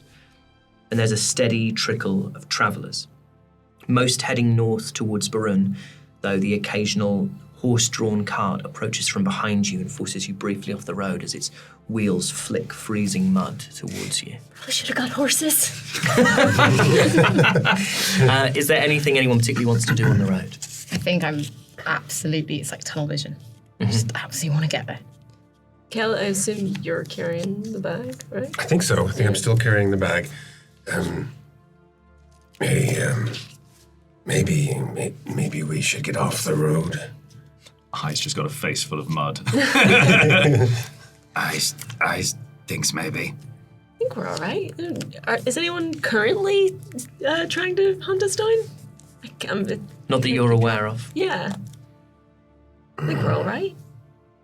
Are we safer in the open than we are? Yeah, well, In the going to the woods. forest last time didn't exactly work well for us, did it? Well, in Delian, you would know the forest is thick and the road is faster. Yeah. If you're trying to go the most direct route, in fact, Kel would know this as well, and I would say, definitely Dolly and Delian would, that the road is the quickest way there. Could to someone maybe just gives I a warning when a cart is coming? And you walk for a day and darkness starts to fall. Could everybody roll me perception checks? I? 19. 19 from I, Dolly. 14. 14 from Dolly. Kel? 28. 20. Oh my God. 8. Do you want to come sees into another behind the realm. screen and read my notes? Endelian? Nat 1. Nat 1. 18. 18 from Radiant. So, Endelian, I think you're in such a... It's not even that you're in like a rush. That diminishes it. There is such purpose. Your head is full of the things you know, the things you've spoken about, that letter burning a hole in your pocket. And you're kind of walking a little bit ahead of the others, and you hear a call from Kelnis to sort of attract your attention to the fact that there is a cart coming towards you. So all the other carts have been coming from behind you. They've been coming from Barun, and they're heading out wherever they're heading out. Many divergences that this road can take, but this one is coming from, although you're still a couple of days' march from it, coming from the direction of Mouse. It's the first cart that you have seen coming from the direction of Mouse. Everyone else has been sort of stragglers, single traders, maybe someone, walking their horse or little family groups. And as this cart gets closer and closer, you see, all of you, that it has two gnomes on it. Two gnomes with a cart. They've got like a horse dragging the cart, and their possessions are piled up on the back of the cart. And Dolly, you recognise one of the gnomes. This is the gnome Silas, who you. Do you need me to? Or No, do you know? Okay. No, that's fine. Yeah. So this is Silas, and they're making their way towards you down the road. I'm going to have him roll. Okay. You're heading north, and they're heading north, and they come kind of across you. Are you doing anything to hide yourself? Yeah, I think. I mean, I would have seen him coming. You see him coming, yeah.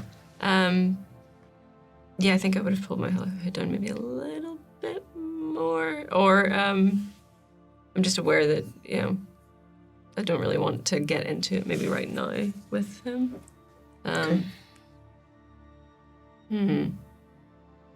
Yeah, I think I pull my hood down a little bit. Okay. more. If I've perceived the cart and the passengers, Yes. do I perceive Dolly's reaction? With a 28. Yeah, I mean, of course. Yeah, that's a great point. So, yeah, you see Every Calnis. possibility. You see, you can read Dolly's fourth thoughts dimension. briefly. You see that Dolly kind of puts the hood up, sort of diverts her face away from this approaching car. I sidle up to Dolly and I just say, "What's up, Buttercup?" Oh, just old colleagues. Maybe, I don't know, maybe not it's a bit cold today, maybe not a time to stop and chat. Is this trouble? No, probably not. She's just gonna be like, who knows? So, As they get closer, would I see them? I guess I don't know how Nat one at the beginning. As they get closer- everyone roll perception checks on Dolly. And Dolly, just roll a stealth check. not on Dolly, on the gnomes. On the gnomes, you can see the gnomes. Yeah, sorry. Can I shout out to gnomes in gnomish? Because I do speak gnomish. Yes, you can. Oh my gosh. Oh my gosh, you can. Nice. Look at you, Yeah. Miss Nomi. I totally Yeah. forgot that when we built your character, you said I picked gnomish as a joke. Because I want to ask them where they've come from. Yeah. When I hear this, I just say, "Just get behind me." So you call out and you ask them where they've come from, and in gnomish, he responds back and he says, "Well, we're coming from Mouse. In fact, like most of the others you'll see on the road, I would imagine." And I obviously, and Danny, I just want as much information. So I'm just like, well, what's happening? We've heard it's under siege. Oh, he pulls the cart up and stops and looks to the female gnome next to him and says, "Alice, why don't you make sure that the horse is watered?" And says, "We rather left in a hurry. I think we all had to, really. We were among the first to get out, but you'll see more on the road behind us, I'm sure. I mean, he gestures to the back. These aren't all ours. This is as much as we could gather for some of the families." So the farms, the houses around the estate, did they get out? Are they inside? Some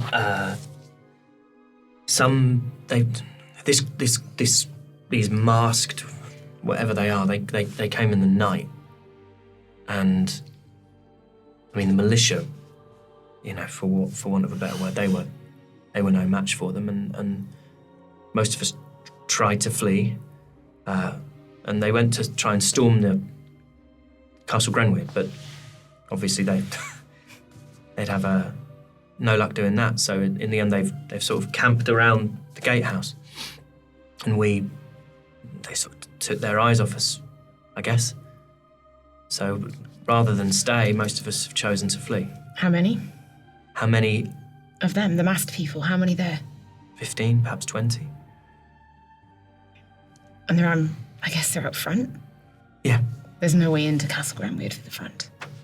Well, that seems to be the problem they're coming up against.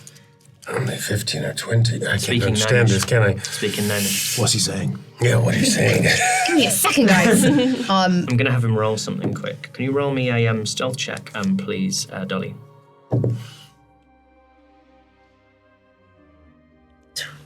24. Okay, cool. 25 actually, but I think well, I'm gonna wait until this conversation plays out a bit more. Yeah, I think with that, again, I just want to keep going, so it's very Yeah. much going to be, thank them for the information and just stay safe. Say that again. Just stay safe. Just Oh, of course. Hey, listen, I've got myself out of worse spots than this. Don't worry about Don't it. I know it, Silas? Were you speaking common then? no. Okay, so I'll say you get the. You've been around Silas enough to know he was posturing a little bit, and he turns to you and goes, "No way. It's been a while. How are you? You know, still Knocking about with knocks. no. You didn't hear? What? Remind me to buy you a drink and we'll talk about it sometime. He's gone. He's gone. In the worst possible way. Did they get to you? They got to him. Right. Well, that's a shame. No. That's not a shame. Is this in common or no? This is in common. Could we? Do you want to have a... You know, it's just ancient history now. Well, me too. Yeah? How is it going for you? And he gestures and he looks and he says, got out? I'm happy for you. Not as Really? happy as me. Yeah. Yeah. You didn't see me. No, of course not. My name's Marv. He looks to the group. My name's Marv. It's good. I'm the, I was landlord at the Snowdrop, and you would know the Snowdrop. Landlord at the Snowdrop back in Mouse. This is my wife. This is Alice. And Alice, who's sort of tending to the horse. Says, oh, hello. Hello, everyone. It's really good to see good things happen to good people every once in a while.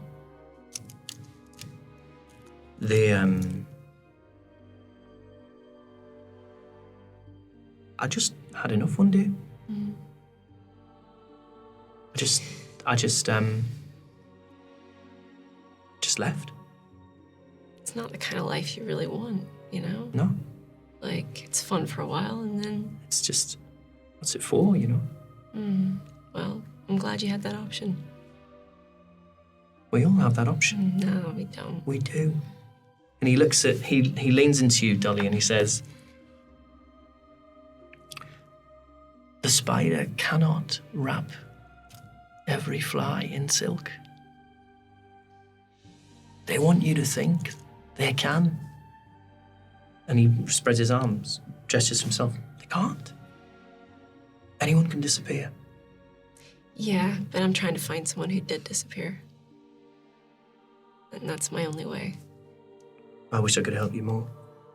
I don't know what happened to him. No one does. It was good to see you. Good to see you. Well, better get back on the road. He's all right, is he? And Alice, yeah, no, he's fine. The entire time of this conversation, I want to have been sneaking around the back and just trying to get a look at what's in the back of the car. Roll stealth. Yeah, that's a 24. Great, and roll me an investigation with advantage with that higher stuff.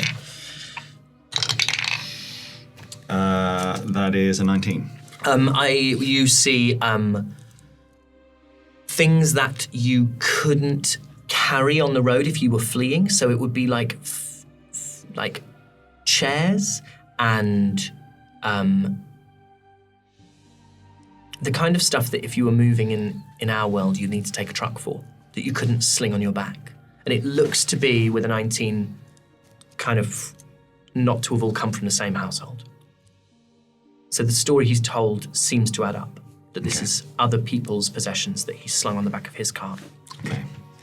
And that really pisses me off. This gnome is telling the truth. And he seems to be doing a good thing. So, I just take a step back from the cart and just kick a stone really hard. And he slips back into Gnomish, and he says to you, Endelian, you might find more of them on the road.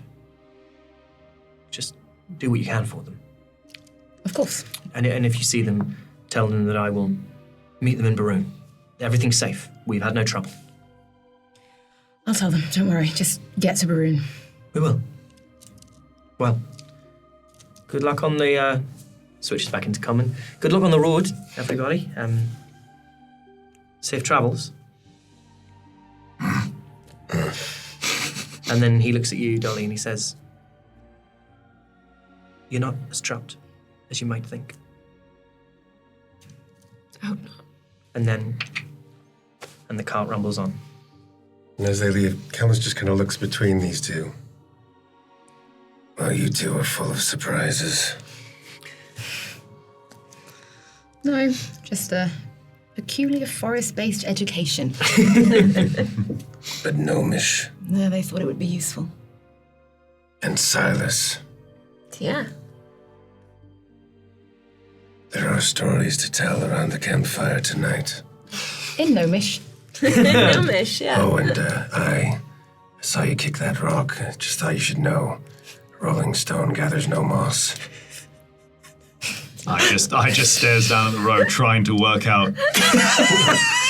It's the meme of that guy with like all the maths. Beautiful mind. And then looks up and says, well, an Endelian has a letter. For fuck. And once again, like it's a gentle backhand. Okay, a gentle backhand, I'm going to say that, which is just a clip. We're not going to take damage it's a on clip. this one. But you has a letter for fuck. So it's now like night is falling. There's no tavern in sight, but there are opportunities to slip into the woods, make camp. You can make camp here by the road. It's 3 days travel, so you'll have 2 more days after this. Probably need to rest. Yeah, it's Getting cold. Yeah, there's no pushing on to the point where you can't keep walking. So yeah, I'd eventually agree we should make camp. Okay. And I has taken 1 bludgeoning damage for a backhand. Take more if you Would keep like saying it to be it. healed. Who's going to look for somewhere suitable? I've done it in the past, I'll do it again. Yeah. Roll a survival check, are you? You can roll with advantage if someone wants to also look. I can look as well. Right. Yes. That's a dirty 20. Dirty 20, yeah. You find Filthy. you find like so there's you can kind of go through. There's the gorse that's on one side, and there's the river on the other. And this, even though it's a dirt track, it's still kind of raised up. There are these little ditches either side to just kind of stop the road becoming impassable should the river burst its banks. And on the far side, on the forest side, there's a kind of patch of gorse which is a little bit more sparse, and you're able to sort of peer through it. And literally on the edge of the forest, there is an area that looks suitable, that's kind of obscured from the road, but you could make camp. Yeah, okay. I has found somewhere. I thinks it is good. I thinks it is nice. I thinks we all sleep well. I thinks we needs to talk around a campfire. Well, let's build the fire first. And I start going around to all the trees and again just start going, Sorry. so snap the branches. Okay, so you make camp, get your stuff together. If there's anything anyone wants to do, then the floor is yours. I want to read the letter, but I don't think I want to read it in front of everybody. Well, I'm definitely watching because I brought this letter up. I'm trying to keep my eyes on when this letter. I mean, you could read in front of him, it would make any difference. Show it to him. Great, right? I mean, I am quite curious about this letter, actually, because I did. She Endelian snatched it off of and I didn't really get a chance to look at it properly. So I think that I do want to find an opportune moment to ask about it as well. Okay. This would be an opportune moment to ask about it. I mean, you know she's got it. So have we set up camp already? Yeah, you're set chilling out. you've set up camp. There's I'm a fire carving a going. spoon. Of course. Carving a spoon. Roll me That's what I do. 60 100s. Yes, so I think at some point, Cal just kind of leans towards Sindeli and says, that letter that was in the bag, I haven't read it yet. may I see it? Not before I see it. Have a look then. See everything. Yeah, I guess. I'll read it. So you break the seal on it, open it, and it's a very short letter. Yeah. And it says, Eden, strong as the oak boy, courage. I will return. Remember me to your mother and the others. Our roots go deeper than those who would now lay us low, your father.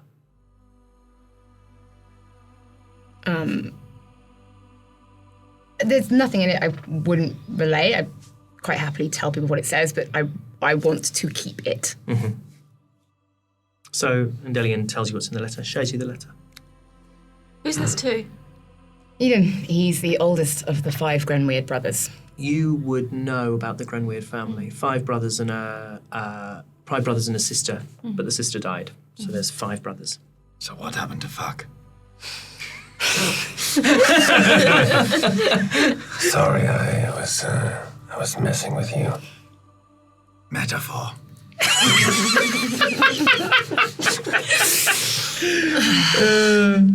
All sent to try me. Yeah, there's nothing else to really say. It's a letter from a father to the son. Who are you, Endelian? Endelian, I'm a member of the Web. I know. Well, what's this place to you? I've told you, I have family in Mouse. I know. What kind of family? Oh, so for humans, there's like a mum and a dad.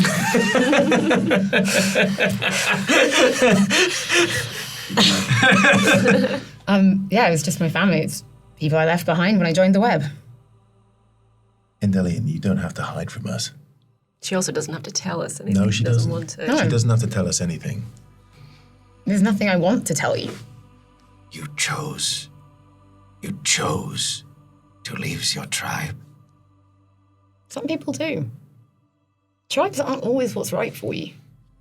You don't have yours, I did not choose to leave my tribe. but you're still okay. You can find new tribes. What happened to your tribe? One does not know. What do you mean?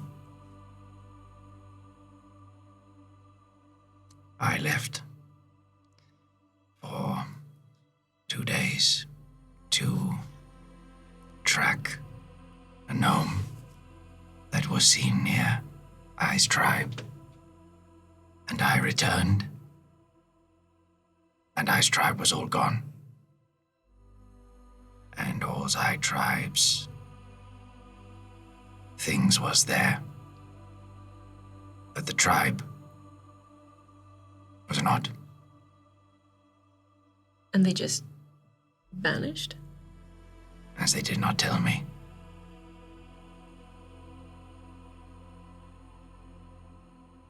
Sorry. Why would you leave your tribe? They might not have chosen to. I would not leave my tribe. Well, hopefully this tribe doesn't leave you. You might leave this tribe. You has already left one tribe. I'll continue to do what I think is best for myself. So why did you leave your tribe? Because I wanted to do what was best for myself. So that's what we are to you. What are we to you? I thought we were becoming friends. In what world would you think we're becoming friends? You do nothing but get us in trouble, run your mouth, and, quite frankly, insult the people around you. I'm sorry that sometimes the things that I do upset other people, but I appreciate you. You always use frilly language and words as if any of your actions have done otherwise. Listen, when we started this thing, I genuinely thought, I don't care. I don't care about you. I thought like you.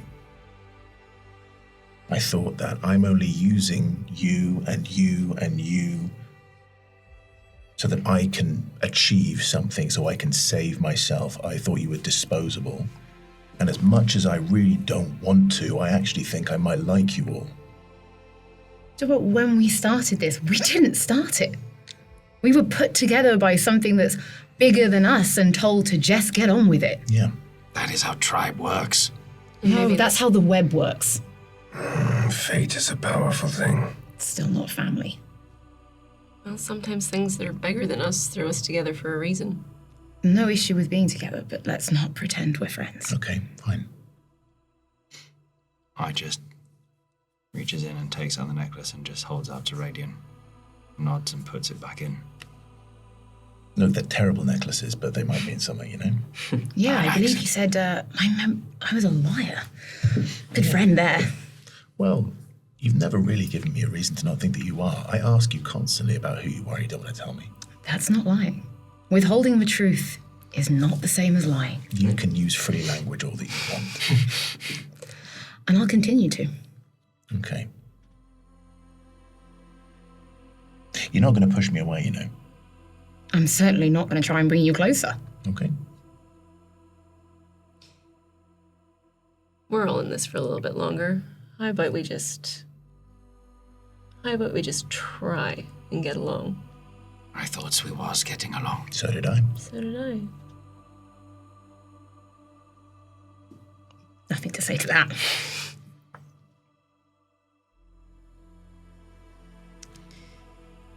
Is it possible that we've backed you up against a corner and you're lashing out at this moment? No, I just don't think we're as close as we all think we are. Oh, believe me, I get it, but what's the harm in trying? My life hasn't started yet. This isn't where I want to start it. What happens in the web, I just want it to be done and behind me so the life that I want starts. But I won't start it in the web. This is just something I have to go through to get what I want. Then what can we do to help you? Right now, get me to Mouse. What awaits us in Mouse? A very, very, very big fortress that we're going to need to get inside of. Okay. We're trying to help you, you know. I get it, and I am grateful for the help. But it's the idea of friendship and camaraderie. Seems a little backwards to some of the behavior we've been seeing. Call it what you want. But we want to help you. I appreciate the help. Okay. I asked you to dance. Several times. You've asked everyone to dance. Several times. Well, there is that, but I asked you specifically. I know. No, I had people I wanted to meet. Things I had to ask. And I'm afraid that was more important than dancing. I was a little bit mopey now. Look at it this way. You're one day closer to freedom. Yeah, and I'm closer to it than I am starting it, so I just want to get to Mouse. It's not going to change anything, but I thought it was really cool when you spoke Gnomish earlier. That was cool. There's nothing cool about Gnomish. There is nothing cool about Gnomish. What do you have against gnomes? Oh, never mind. I guess I would probably turn around to Radiant and just go, in Elvish. Speak Elvish too. You hear that, Cal? So do I, in Elvish. Elvish tribe! Do you speak Elvish? No, I speak Infernal. Of course. I turns to Dolly and just goes, It's the same noise as drinking a beer. Impressive. A linguist, some might call him. A cunning linguist. No, wait.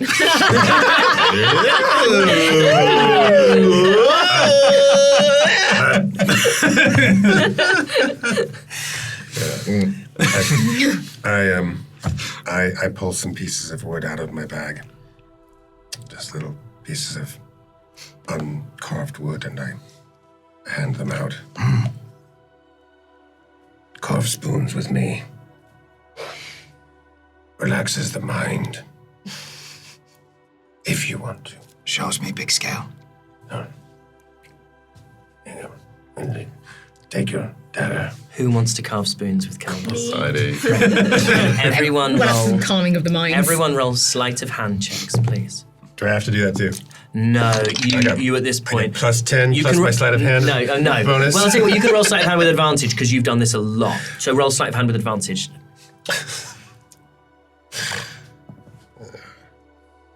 9. 9. Okay. I'm teaching. Yeah, Endelian. 18? 18. 8. An 8 from Radian. 18. 18 from I I. got a 9 as well. And a 9 and a 9 from Dolly. So Endelian and I, you take to it like ducks to water, which is a metaphor. And well, it's a simile, but we won't split Don't get hairs. upset about that. Take it like water off a duck's back. And they're so adept actually that it's sort of you completely abandon your own spoon because Kel, you've not necessarily seen people take to it this quickly. They're really talented. They have like a real aptitude for it. They are the two who've spent the most time kind of in the forest and among nature, and so it kind of makes sense. And so you're maybe the shoddiest spoon you've made in a while. You kind of essentially toss onto the fire just to keep the fire going, so that you've got more light by which to see their incredible creations. Radiant, it's just difficult. It's just like awkward, and also it's pointless. I don't get why do yours look good? We're the two people that use daggers. Yes, and it's similar. It's like small pin used in trap.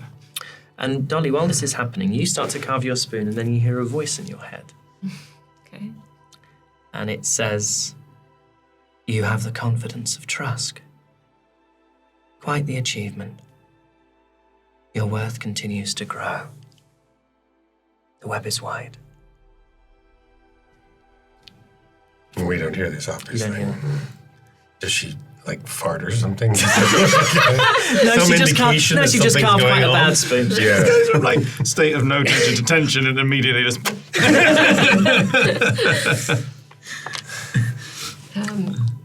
Yeah. Good spoons. Cute. Good spoon. Don't lie to me. It's a terrible spoon. I wasn't talking to you. This. Oh, okay. Your spoon is terrible. You must get your mind into a state of wonderment. Be one with the wood. Be woody. He's taking a drink. Okay. How do I get better at it? Practice. See the grain of the wood. Carve with the grain. Be one with the grain. Yeah, Radiant, listen to him. Try pushing against everything. Try another sleight of hand check, Radiant. 11. It's better. See, No, it's not. It's not good. it is better. Better, but it's not good. It is better. I want it to be good. Be better. Can I do it again? I'm going to have one more go. Yeah. It's a 15. It's getting better every time. It's fine. It's better. This is stupid. It's better. You throw yours into the Yeah. fire. Oh, Dolly. We could have sold that. Actually, it wasn't very good. We could not have sold it. Yeah. That is not the point. The point is to carve the spoon, empty the mind, be one with the wood. Well, I enjoyed it. Okay, give me another piece. Have another go. Slowly. What was it, sleight of hand? Yeah. 22. Ike, you start to give instruction. You say slowly, and then it's like it takes your breath away, because with this sort of fluid motion, Dolly takes this raw piece of wood, and as she kind of carves it, she sort of scoops around the edge, creates this bowl, and in one motion, kind of hollows out the bowl of this spoon. It's not like the most beautiful spoon you've ever seen, but it was so fluid, and it was so at odds with what she'd done before. Dolly de Winter. Just a little bit distracted before. That was well done. You can be one with the wood. So am I the only one who's not one with the work? And the rest of the evening is spent carving spoons, making provisions, and resting, unless there is any reply you want to make. Yeah. You have 25 words. Yeah. What was it? What was said again? You have the confidence of Trusk, quite the achievement. Your worth continues to grow. The web is wide. I'd say, and it'll continue to grow. Making our way to Mice. Very good. Good for the web. And the next morning you wake. It's another day back on the road. Is it a long rest? Long rest for everybody. You get your So 1 HP 1 back. HP. Yeah, but I'm getting it. I want it back! And on the second day, Can I try and sneak my spoon into Radiant's backpack? It's been a while. absolutely you can. Roll me a sleight of hand check. 19. 19. Absolutely, that beats his passive perception. That's all. And you begin to make your way again down the road. And after half a day's travel, you come across an abandoned handcart. Looks like the wheel has been completely buckled and busted by a rock. And those who, for those for whom it broke, have just left. But there is a load of stuff piled up on the back of the handcart.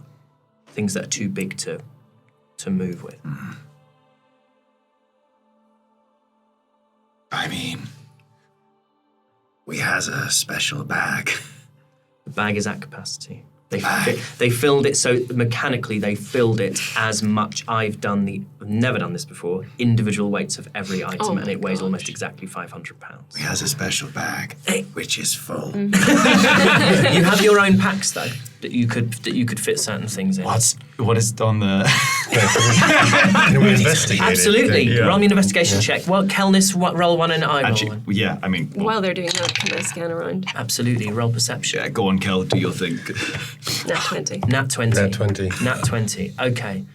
The investigation check. You see, these are clearly like family heirlooms.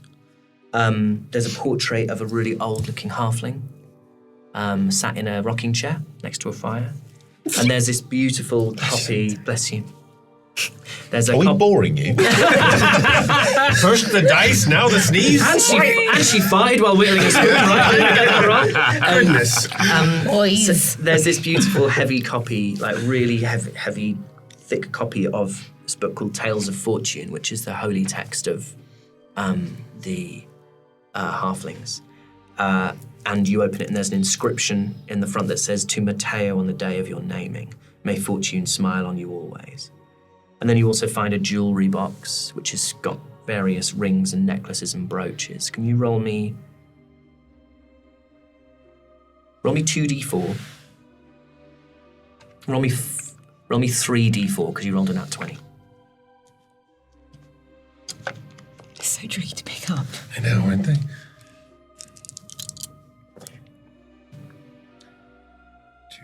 5, 7. You find 7 valuable items of jewelry that are worth 25 gold each.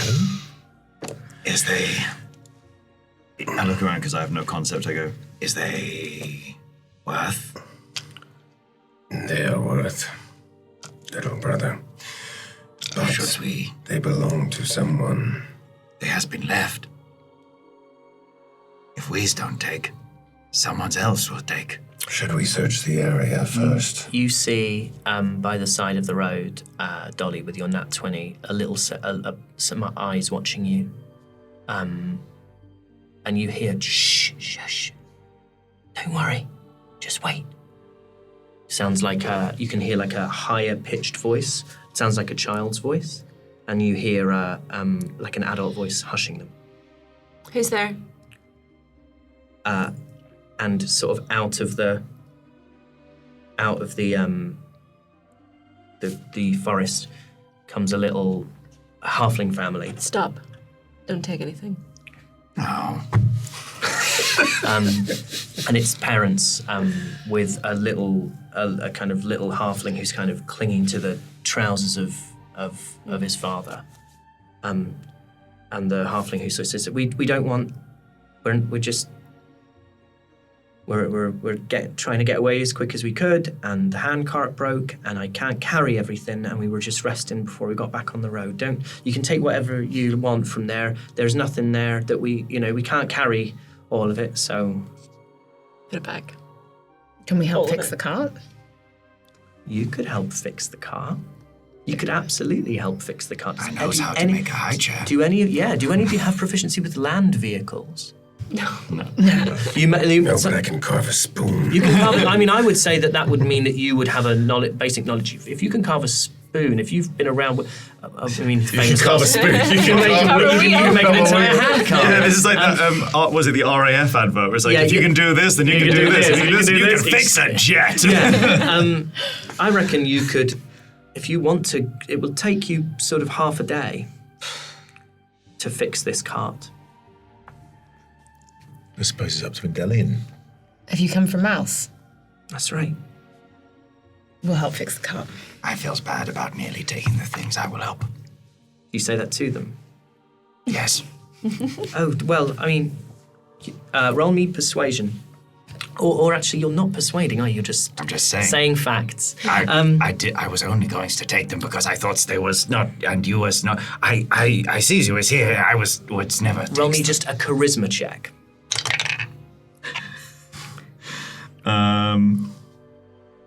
Where is? It's So it would just be your straight charisma skill, modifier, whatever it is, your yeah. plus or minus, rather than looking at a skill. Oh, your yeah, charisma okay, yeah, it's a stat. 4. It's a 4.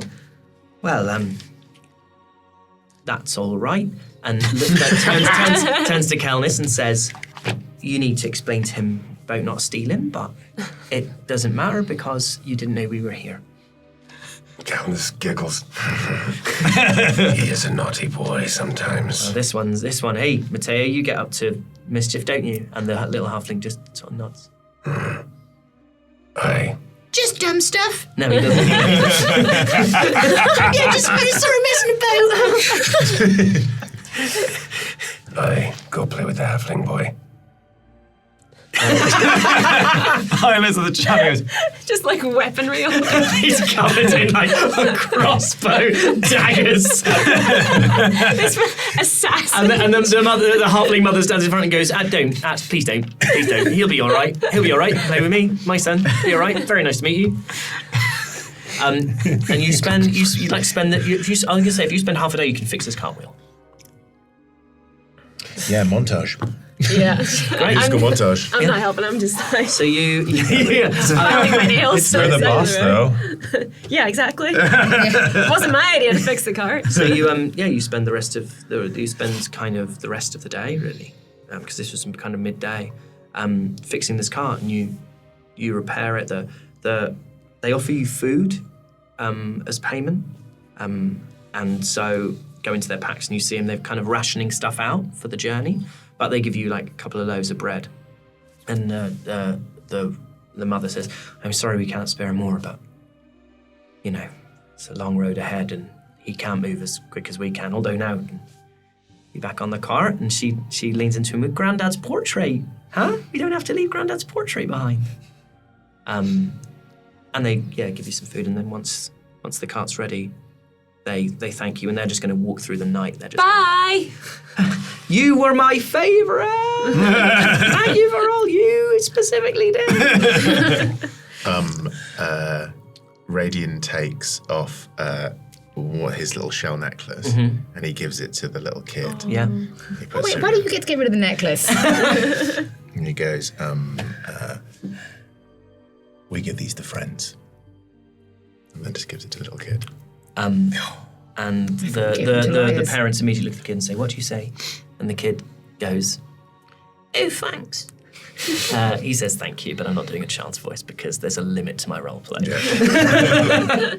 You're very welcome. Do we see this? Yeah, absolutely. If you don't like it, you don't have to wear it. I know some people don't like them. I really like it. Okay. I really like it. I'm going to be an elf. And he starts putting his hood up and sort of going, trying to be sort of mysterious. Hey, watch this. Hypnotic gaze. No, and I cast Firebolt. Yeah. And I just kind of just out of reach, and I just go like that. I cast Firebolt. This kid absolutely loves it. He's like jumping up and down on the back of the car, like the cart's like rocking, and Hey, do you want to try? yeah, Okay, so all you have to do is put out your hands. puts his hand out. Okay, and I hold his hands like that, and I go, okay, and you just need to think really, really hard. He goes hard. Do you have like a favorite word? Yeah. What's your favorite word? Fuck. I like that. Okay. Both yes. All you have to do is think of the fire, Yeah. and then say really, really, really loudly. Say it. And you hear his dad go, Mateo. That one YouTube comment telling us off for swearing is loving life right now. He goes, fuck. And as we do it, a firebolt comes out of his hand, Yeah. and it makes it seem like he's doing it. And he absolutely loves it. This kid is like bouncing around on the back of the car, and the father gives you a sort of a look as if to say, you know, He's not going to sleep tonight. he's not going to sleep tonight. And, goes, and looks at this kind of bouncing cart bumping up and down on the road and goes, well, at least we know this wheel's going to last. And puts his hand on your shoulder, like reaches up, puts his hand kind of maybe on your arm rather than on your shoulder and says, thank you. And looks at the five of you. Thank you. Thank you, all of you. The rest are heading to Baroon. You'll find everybody else from Mouse there. All right. Well, we best be away. Thank you for your kindness. And off they disappear. We has so many monkey in a circus. We do have lots of monkeys and circuses. It's just like, it's close, little one. And Ginger, come on. I flinch thinking you're about to hit me again. Weird. Doing nice things every once in a while. So this is you can rest here. You can try and push on a little bit into the night, make it another couple of hours. I want to push on. You want to push on. Sure. So you push on as darkness falls, and the temperature drops. It gets cold, snow's falling. The road is kind of empty now because who the hell would be moving in conditions like this? And far in the distance, kind of this road's kind of, it's because it's next to the riverbank, it's very flat. And you can see just in the distance what looks to be maybe some kind of structure, some kind of building. Maybe another half a mile from where you are after hours of walking. And as you move, do you want to move towards it, or do you want to stay where you are? But do I have any indication of what it might be? It would probably be a tavern on these roads, but it doesn't seem to be much light coming from within it. May as well make our way towards that and then stop, even if there's nothing there. Okay, so you make your way towards this tavern, and you reveal that it is a tavern. It has a sign that says the Green Figure. And those of you who know Mouse would know that you are about a day from Mouse at this point. And the closer you get, the more you see there is actually light. There is light from within, but it's the windows and have been like boarded up. The door's been ripped off, but the windows have been boarded up, and it's only through these kind of cracks in the boards that look to have been hastily hammered in there to try and sort of prevent anyone from looting it. That's where the fire is. That's where the looks to be firelight is coming from. As we go up and knock, Well, we don't know who's in there. so we knocks to find out. We don't know if they're friendly. And they're not going to think that we're friendly. Look what they've done to the place. Aye, Perhaps they've repaired the place. It's more likely that with what's going on in Mouse, they've been trying to keep looters out. we just tells them you is from Mouse. If there's anyone in there, they could have easily just left, potentially coming back when things calm down. So we knocks. We can hail them from afar. Roll perception. Go on, Kel. 27. You can hear keys. you can hear voices, and again they don't sound like there's no shouting, there's like conversation, kind of quiet conversation. This is the middle of the night, but there's kind of the odd voice burbling away. You can smell what they have for breakfast. Yeah, you can hear their dreams. I think we should hail them from afar just in case. We don't want to shout and wake anyone up. Like, They're whispering to each other, they're not sleeping.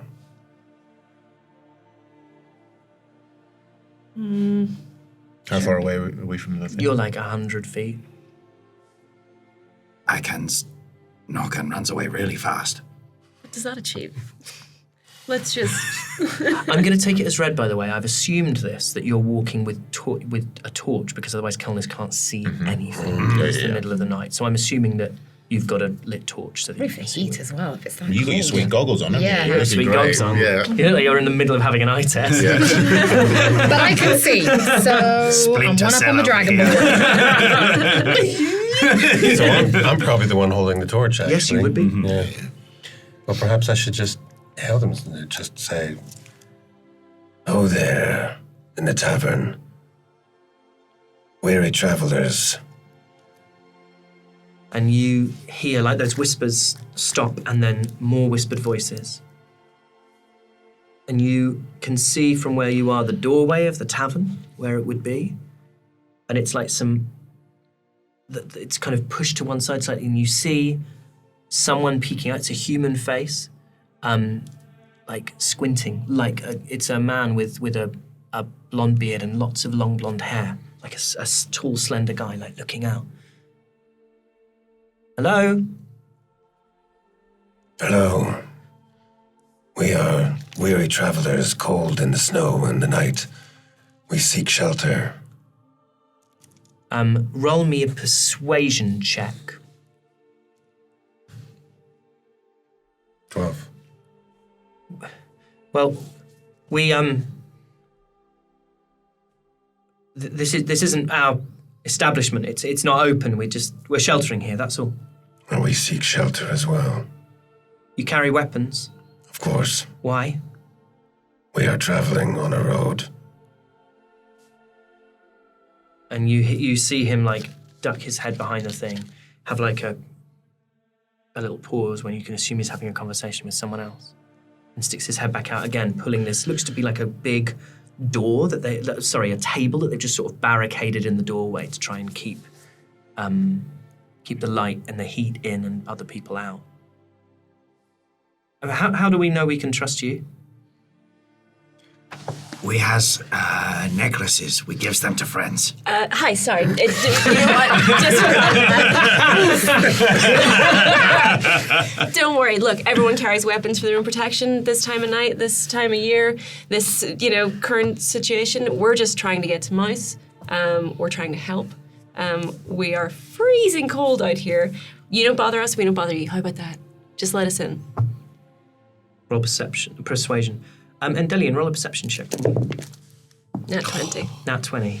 It's only a 7 for me. Okay, 7. You can't, even with your fantastic goggles Sweet on, you goggles. can't quite make out. You're a little bit too far away. You think the voice and face might be familiar, but you can't remember who.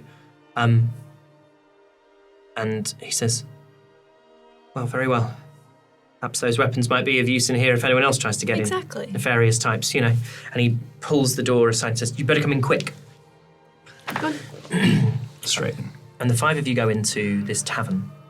And like all around in the space where all the tables and chairs have been pushed to the side and there's just bedrolls and loads of people sleeping. And in Delian, you recognize this guy. This is Paddy. Paddy is a baker from Mouse. He runs the bakery. I'm gonna have him roll. Okay. He's not looking for you, so why would he recognize you? And he says, well, there's not a lot of space, but, you can make yourself reasonably comfortable. Try not to wake the little ones. And you see in the back, like, there's a load of sort of the kids sleeping. There's probably 15 people in here. They're all various races. Feels good to get out of the cold. You has any low tables or beds? He points over to the tables that have been sort of like stacked up against the walls. Says, well, if you can find floor space, you're very welcome to any of those. I'd go put my cloak over one, so you've kind of got like a little Tent. Oh. tent or little den. And as I go over and go in, I look up and just go, I knows you his friend. Well, please, I mean, find what space you can. Where do you come from? We're traveling from Baroon. Where are you headed? We're going to Mouse. Have you not heard? It's not safe for you there. You should be careful. That's where we're going. To help. You're going to hell. Gonna help. That's one. Oh, that's a way off. That's great news. Well, we don't know how much help we're going to be able to offer, but we're going to try. Well, I mean, look at and he points at like the incredible number of weapons that you. I mean, come on! Like if anyone's got half a chance. Who sent you? Why were you paid? What? Sorry, that's none of my business. That's none of my business. I'm just very grateful that you're going. Let's just say we're doing it out of the goodness of our hearts. Great. Do you want a pastry? I've got a pastry. Absolutely, I want a pastry. Reaches into his bag. He has like some pastries that he's made. They are a few days old, so I'm sorry about that, but didn't really have an opportunity. There's some stuff still in the proving drawer. Going to be woefully overproofed by now. But anyway, sorry. I'm Paddy. I'm Paddy. It's nice to meet you. I live in Mouse with my family. And he gestures over to his little kid that's in the corner. Looks to be his wife over there as well. We've been on the road. And he gives you these pastries. You're welcome to these, of course. What is a pastry? Oh, it's like butter, flour, sugar. It's a bit sweet. Have you not had a pastry? Do you not let him have like refined sugar? Points at Cal. Why does Just eat it and keep? Okay. take a bite. It's real good. And then I literally just look at him and keeping eye contact, just the entire thing, like just. Growing boy, good lad. Good to see him.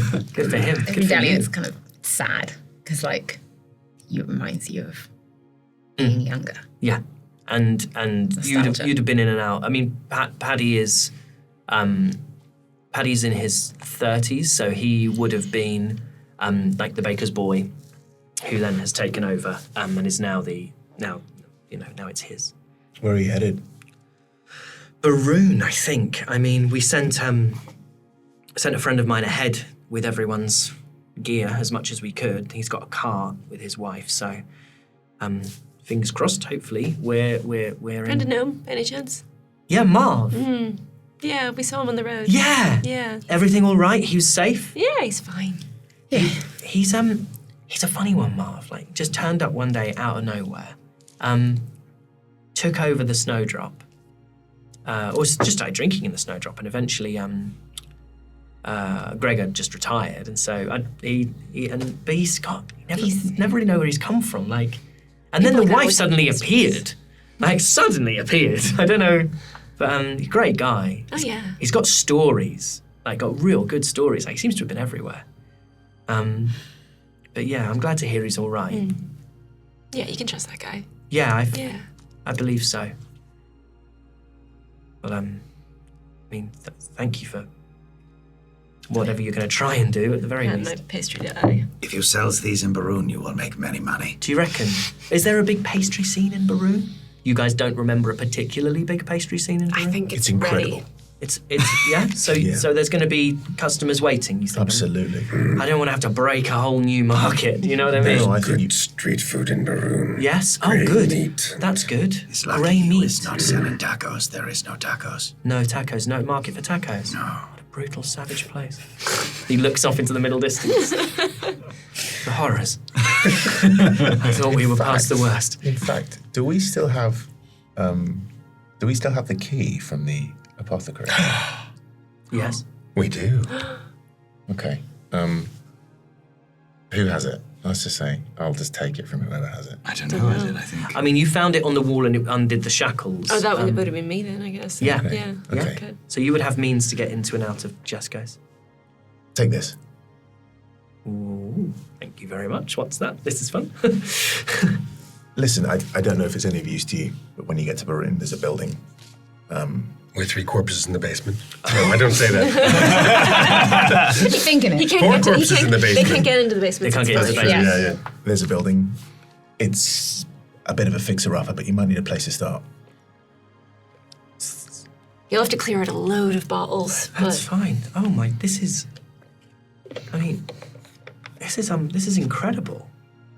And he puts his hand on your shoulder. He's like, thank you so much. I mean, don't really thank us. It needs a lot of work. Yeah, but still, it's a roof over our heads at the very least. Could be transformed into a bakery very easily. Yeah? I'm almost upset at the thought that he would come back to Mouse.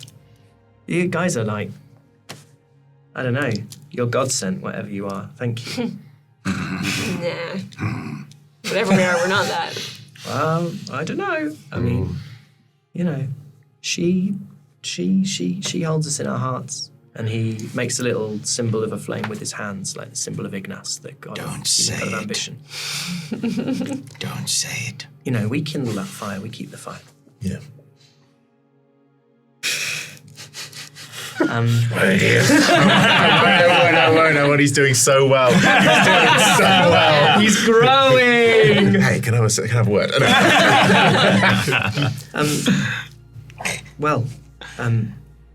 If you need to sleep, we try to have someone on watch, so I can sit up for a bit if you guys want to rest. It's late. It's late to be out. You must be freezing. Well, it's pretty cold out there. And he taps. There's like a tiefling who's asleep near the fire, and Paddy goes over to him and goes, "Marco, you go and watch with me. We've got these travellers who I'll explain more, but they've been very kind, and we should give them a spot near the fire." And Marco, sort of bleary-eyed, this purple-skinned tiefling, is like, "Right, yeah, okay, that seems fair. Fine, I'll sit up with you. So hello, nice to meet you, by the way." I'm just so you know, I'm just going to write some stuff down on a piece of paper and hand it to him and go, it's just the details of how to get to the space. Some people are pedantic about that information. But there you go. Yeah. Just give me the information of how to get to the apothecary. Great, so instructions Instructions like of a how map to get in how and to get in. everything. Yeah. Brilliant. P.S. The gods are dead. It's an acrostic poem. If you look at the first letter of every Don't sentence. look up. And the five of you were able to put your bedrolls down by the fire and rest. Unless there's anything anyone else wants to do, anyone wants to.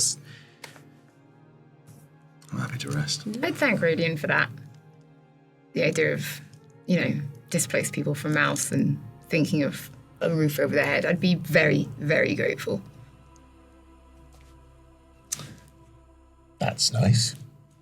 Yeah, well, you did something nice. And anything that looks after the people of Mouse, that means a lot to me. Listen, I think we got off on the wrong foot.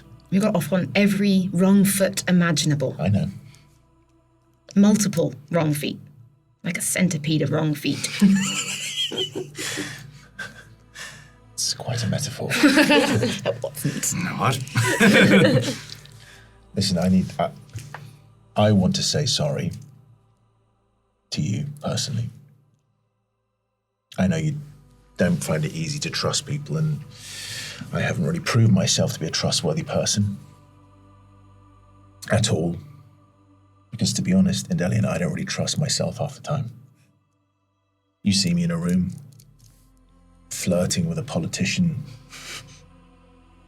And I didn't get to witness that, but I really wish I did. Didn't you see it? There was a real moment. Anyway, listen, I know I'm erratic and I make decisions that you don't agree with, and I am struggling with those myself, and I'm very, very sorry, but I am trying to be better.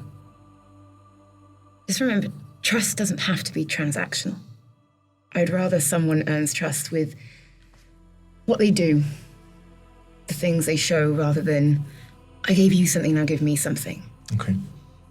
What you did here, that's done more to make me trust you than anything you've ever said or asked of me since we've started on what is one of the worst journeys I could have imagined.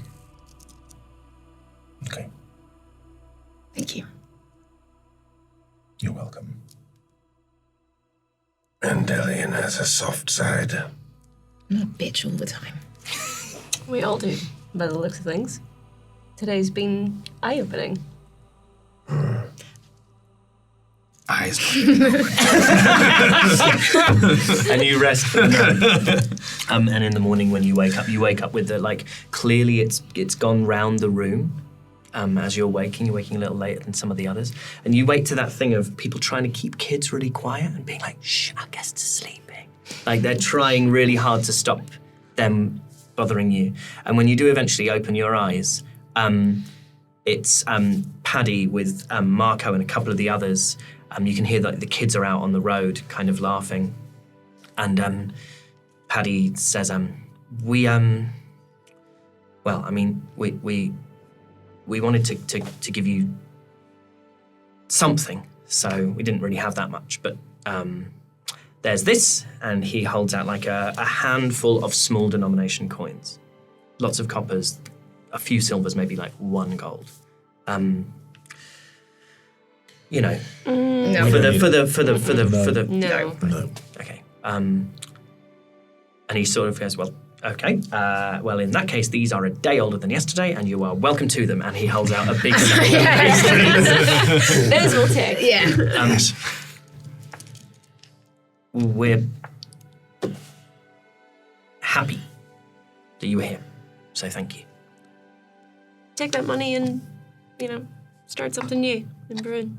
Like we said, that place is going to need a real job on it. Well, then maybe this will tide us over till then. Maybe the next time we're there, we get some fresh pastries. Oh my goodness! Whenever you like. I won't. And he looks. He says, "I never forget a face."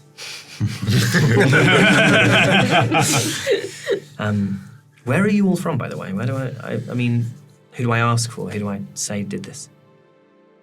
We are the newly dead. Nickname. Don't ask. That's metal as hell. That's pretty cool. When you get to Baroon, ask for Derwin Renweird and tell him Indelian sent you. Okay. You know Derwin Grenweird? Renweird's in Baroon at the moment. They'll be happy to see anyone made it out That's of the mouse. incredible. That's wow. How do you know Derwin Grenweird? And then I'm just going to show the... He has no idea what these are. Not from Baroon. I'm just going to say... I got a very generous spirit, so just go, wow, that's great. Like, you can tell someone who's, like, got kids. It's like, that's amazing. Everyone knows that tone. They're nice, aren't they? They're really nice. They're really nice. Yeah. Good for you. Well, we best be heading off. Use the light we've got. Mm-hmm. Good luck. I think we might be home sooner than we'd ever hoped. I believe in you. Me too. And then they head off. And As they go down the road, I just say, good luck on the path. I don't think they heard you, Gillis. Good luck on the path. and you! Bye! Bye! Bye, I love you! And you begin your third day on the road. You walk long through the morning into the afternoon. You stop briefly, have some food. And then, kind of late afternoon, you see a little group coming towards you. Everybody roll me perception checks, please.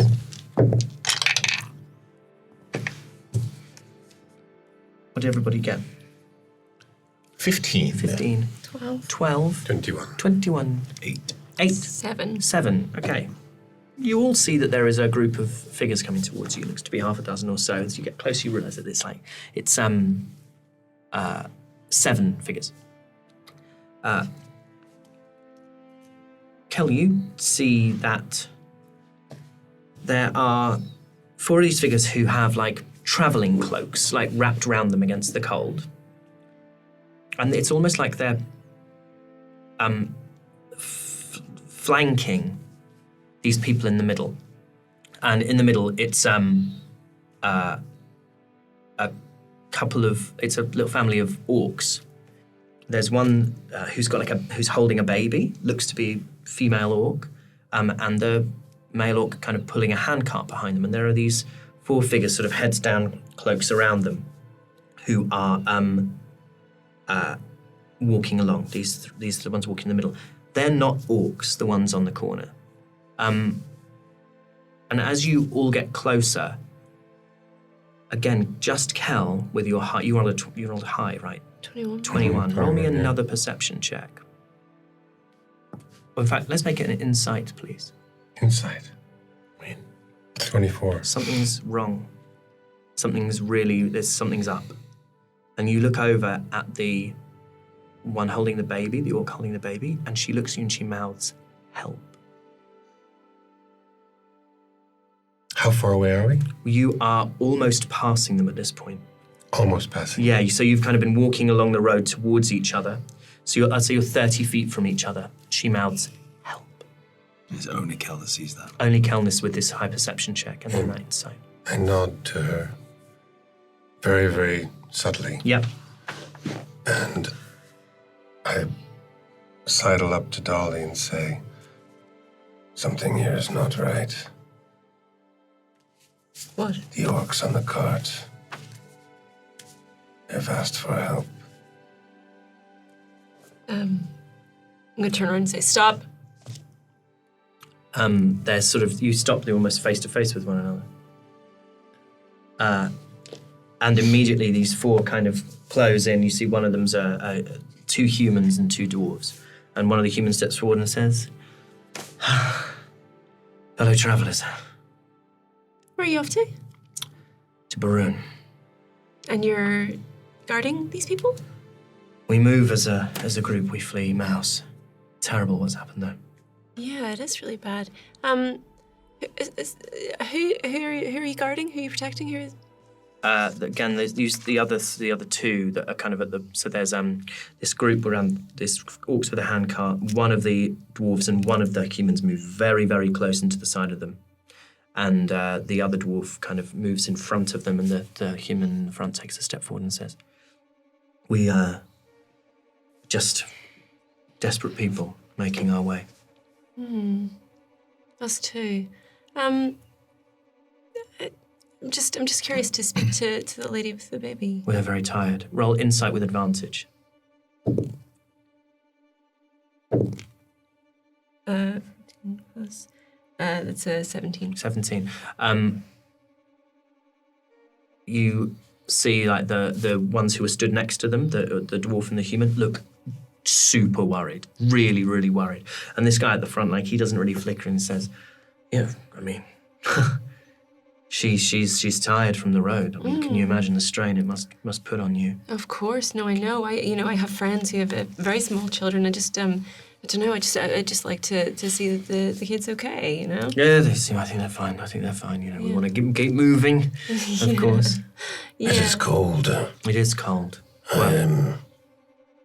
I am a specialist in medicine. I would like to check the baby. Don't, friend, don't. And he steps. He sort of opens up the sort of side of his cloak, and you see he has like all these like sort of throwing darts inside, almost like he's flat. And he goes, "Probably easiest if you keep moving." I'm sorry. Is that meant to intimidate? Roll me an intimidation check. As all this is happening, can I try and slip round behind? In a moment. Yeah. 17. 17. He looks at you with his cloak and goes, "Yep." And you can see that like he's immediately starting to. Yep, that was actually Yeah, truth be cute. told. Roll me a stealth check with roll with disadvantage because you're on an empty road and it's very hard to just disappear. So it's an 18. An 18. Yeah, I mean, you don't disappear from view, but Dolly's holding enough attention that you can kind of make your way round behind them in that kind of area without arousing too much suspicion. Let's have a frank conversation. There's something not quite right about this scenario, and I'm just really curious to know what your deal is. He looks around the four of you, increasingly panicked, and we're walking on the road. I don't know, but the road's public property. Thing is, my friend here has a bad feeling, and I trust my friend's opinion on these kinds of things. I don't know what you want me to say. Well, you did just threaten us. No, Yes, I you did. showed you the quality of the lining of the cloak. Okay, well, I'm going to show Saying the we're quality warm of what I enough. can do to you. How about you step out of my way and I speak to the lady? Roll intimidation with advantage, whichever one of you wants to. So who's got... In fact, both roll twice. Sorry, both roll once, sorry. So what did you... We'll take whoever had the highest roll on an intimidation roll. 13. 9. 9. Sorry. Okay. So you step... Well, I mean, I don't know what you do, actually, but you say that about, let me show you what I can do. And he sort of looks at you and tilts his head on one side and says, well, I'm waiting. Okay, I immediately cast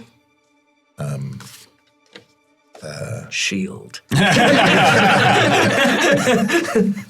I cast magic missile. Cool. I cast magic missile. I cast magic missile specifically Yep. at his hands and feet. Amazing. So you create... So which level are you casting it at? How many would I get? You get... I think you get... Dart deals, I would get... You get 3 darts 3 at darts. level 1? Yeah, do you know what? I cast them 2 at his feet and one at the hand that he's waving around. Okay, so roll me the damage for those. They're 1d4 plus 1, is that correct? Yeah. 3, 4, Is 7. 3. Is 10 damage. You slam these missiles into him. His feet, like he hops as it hits one foot, he hops as it hits the other, slams into his hand, and he goes, shit, boys! Everybody roll initiative. So he got... let me do this for... In fact, I'm going to do the... I'll do them all separately. Oh, that's crazy, because they all rolled 11s. Okay.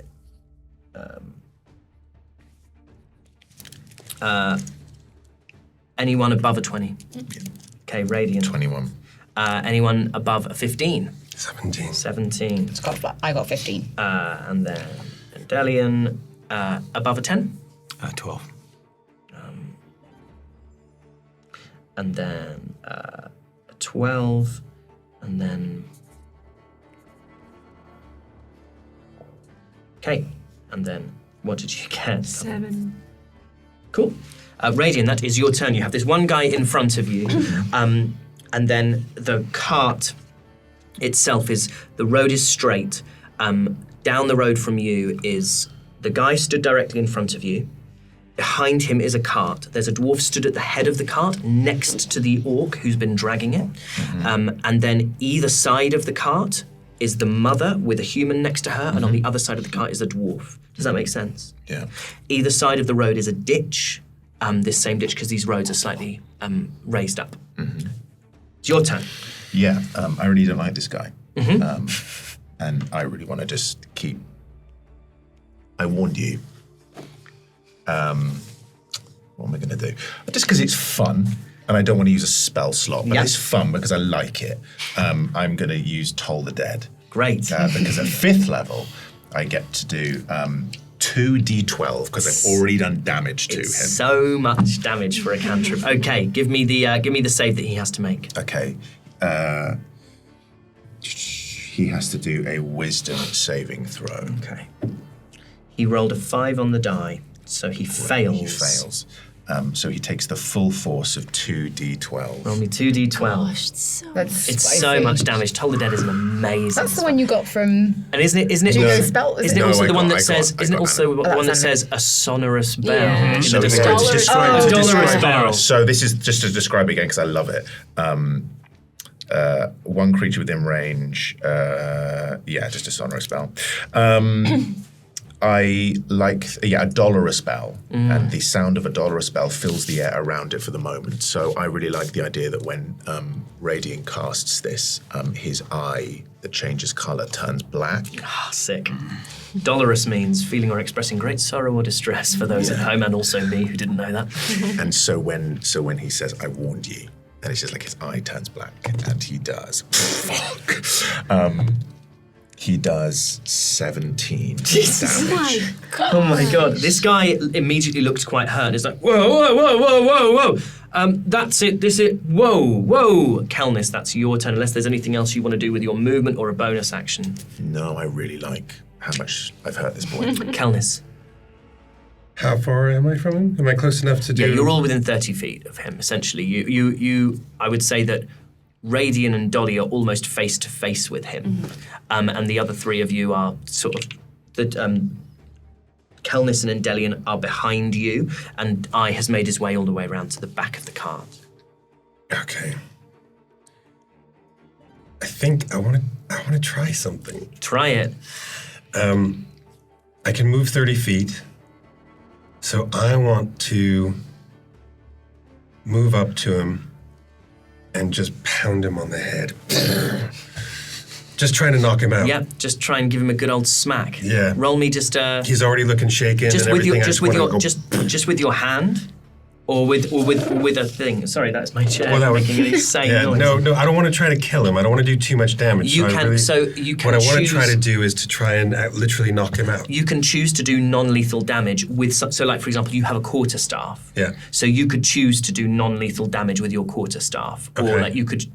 I believe you can even shillelagh it and choose to do non-lethal damage. You always have that option if you Okay. want to subdue. Well, I'll do that because shillelagh is a bonus action. So Great. I'll do shillelagh as a bonus action. Yep.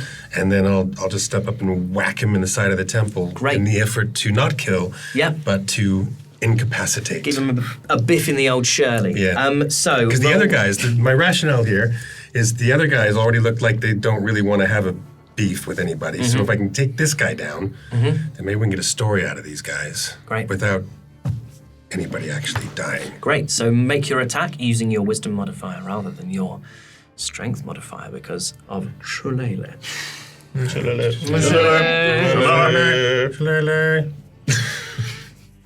What is it? Oh, I haven't done this in a while. It's +8, I think. It Or is it is +8. +9 at this point? No, it's +8.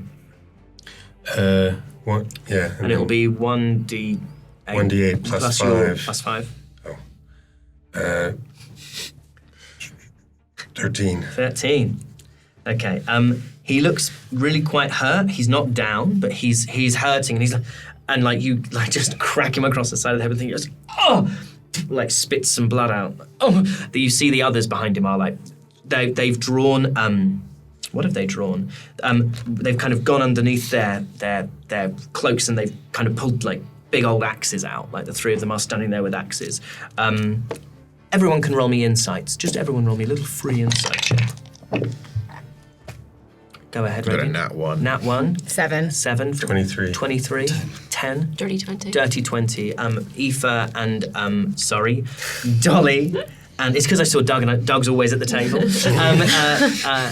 Kelnis and Dolly, you recognise they were not anticipating any kind of resistance, let alone resistance like this. And Delian, that is your turn. I think I'm going to start by signaling to the two orcs and telling them to get into the ditch because I don't want to have the whole fight thing is we're trying to protect them. Yeah. And they're stood right in the middle of what is now this guy firing off magic missiles and Yeah.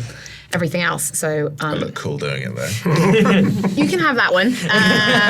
But I'm going to, sort of tell them to get out of here. Okay, I'm going to say that the male orc makes a point of trying to distract the others, and so they're going to both take some opportunity attacks at him. The woman and the baby are able to just jump straight off the side of the road, slide down out of the way. And they rolled a 2 and a nat 20, so one of them is going to hit him with this great axe, which is.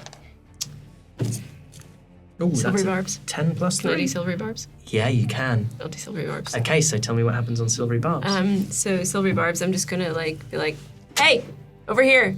It's the distraction causes him to roll again. And then I'm gonna take that advantage and give it to Endelian. Okay, so went from a nat 20, it became a 4. He misses. And also these are commoners, so that would have Yeah. killed him forever.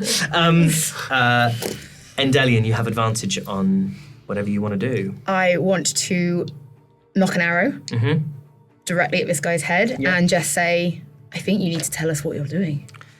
You want to intimidate? I want to try Roll and me an intimidate. intimidation check with advantage. That's all right. Roll twice, take the highest. I mean, it's a dirty 20. It's a dirty 20. Was my highest, yeah. Great. He goes, he puts his hands up and he goes, boys, stop. And looks at you and goes, we are trying to make a bit of cash. Sorry. By doing what exactly? You hear the from the ditch, the orc is like, the female orc with the baby is like, they were extorting us and they were going to they said, oh, we'll take you to Baroon. We said we don't want anyone taking us to Baroon. Immediately, they're like, oh, no, yes, you do. They threatened to punch my husband in the face. I'm not happy about that. I can hardly do anything, can I, with a youngling strapped to me? Then they start talking about, oh, well, for every mile travelled, it'll be a certain amount. And then when we get to Baroon, and of course there's interest compounding over time. And he's going, this is a grotesque oversimplification of what happened. It was a business deal. We're guarding these people. They're absolutely not guarding us. This is disgusting. Killing's too good for them. Like, she's really, really angry. I think in response to that, he was like, trying to make some coins, sorry. I'll just go, not sorry, and release the arrow. Roll. You know what? Because it's hella cool, roll me an attack with advantage. Okay. Oh, in fact, how many attacks do you have? You have 2 attacks anyway. 2 attacks anyway. Okay, so just roll me roll me 1 arrow. I rolled an 18. You rolled an 18. So that super hits. Longbow is a D8. Plus your dexterity plus modifier. 2, which was the bloody D8. She's aiming in his head. Yeah, she's shooting him in the head. It is, I did only roll a 1, but Okay. so it's only being Okay. 3. You so it sort of glances past him, like hits, like sort of streaks past him on the other Shirley Temple. He's like, stop! I'm not doing anything. We've stopped. Everyone knows once you stop, you've stopped.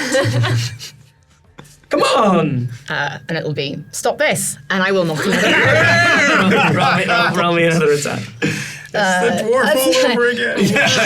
That isn't as good. That is only a 10. Okay. That's quite cool. You fire this arrow towards him, and he is going to use his reaction to... how can you roll the damage for me? Yeah, the damage would be on this, it would be 7. 7. Okay.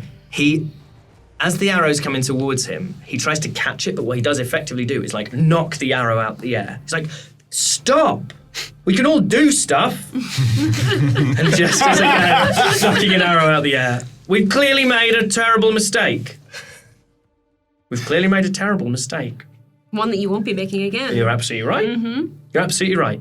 Don't need to kill me. I'm clearly very frightened. These, and he points to the ones with the axes, these are friends of mine. They're not to be blamed. My idea. Bad idea. Thing is that we've met people like you before. They say things just to get themselves out of situations, but what happens when you do it to another family? Well, I won't this time. I've learned my lesson, and I feel bad about it. No, you don't. No, you don't. I'm contrite. You can't say I'm not contrite. This isn't worth our time, guys. Come on. Let him go. When in the order of... Well, he's next. He's next. Okay. He... You know what? We'll leave it up to you. He says, boys, we're going to leave. He looks down into the ditch, looks at the woman, says, female orc says, shouldn't have done it. Feel very bad about it. Perhaps we'll see you on the road. Perhaps we won't. If we do, that's as maybe. Hope that we don't. Yep. Is that his turn? Yeah. Let's say this is the cart. Right, okay.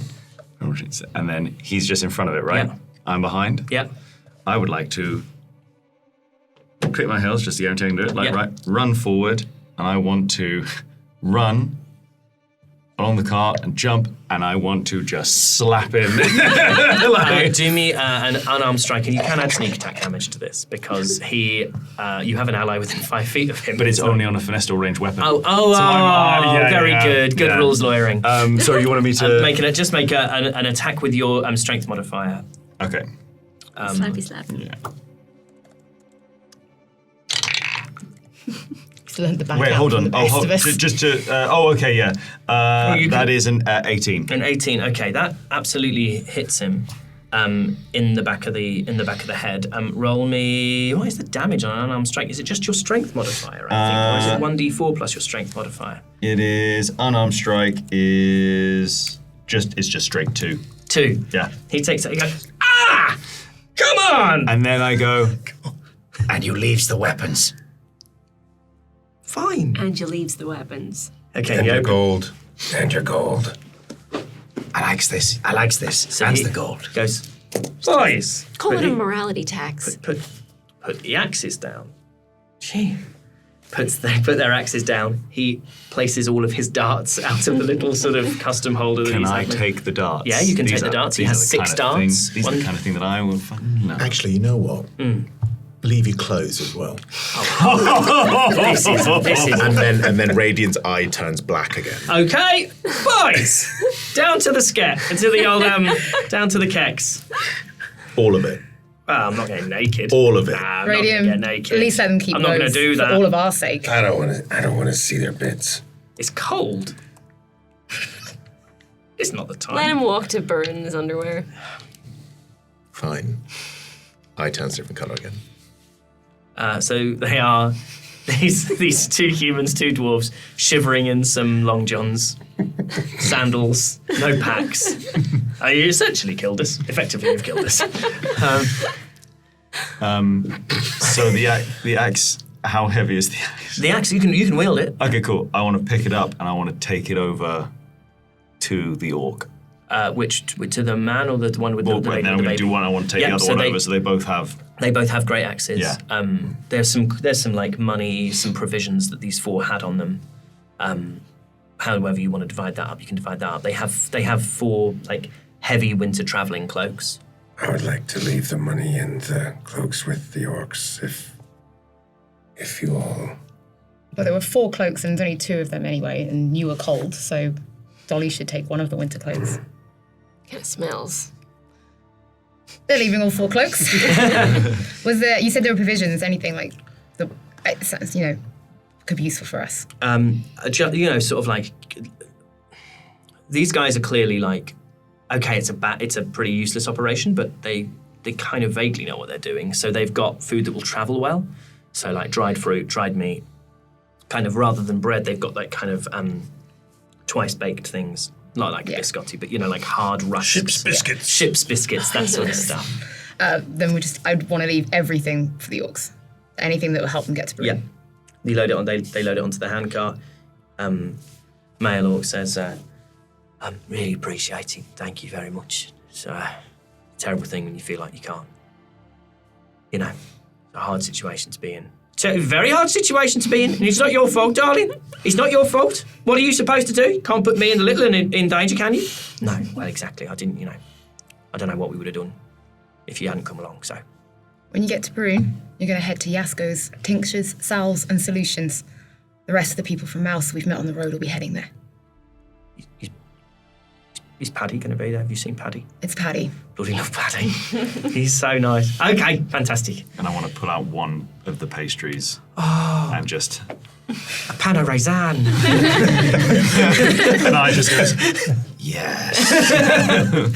And they start to move off on the ones that you've stripped have kind of run off into the woods, into the forest. Okay, can we stop helping strays now? We're never going to get to most of this river. They're not strays. They're people of Mouse. Yeah, well, they're strays now. Nah, they'll come home. And the handcart goes on. It has to be said, the more times we spend here, the more danger Mouse may be in. And you walk for the rest of the day, and you reach a point in the road where Endelian, you would know that you can head east into the Distal, into the woods. Yeah, and I think this is where I'll stop everybody and say, look, I don't think you quite understand the estate, the Grenweird estate. No one goes in through the front doors. That's why the brothers are able to hold it. The forest, however, there's a way in, but there'll be some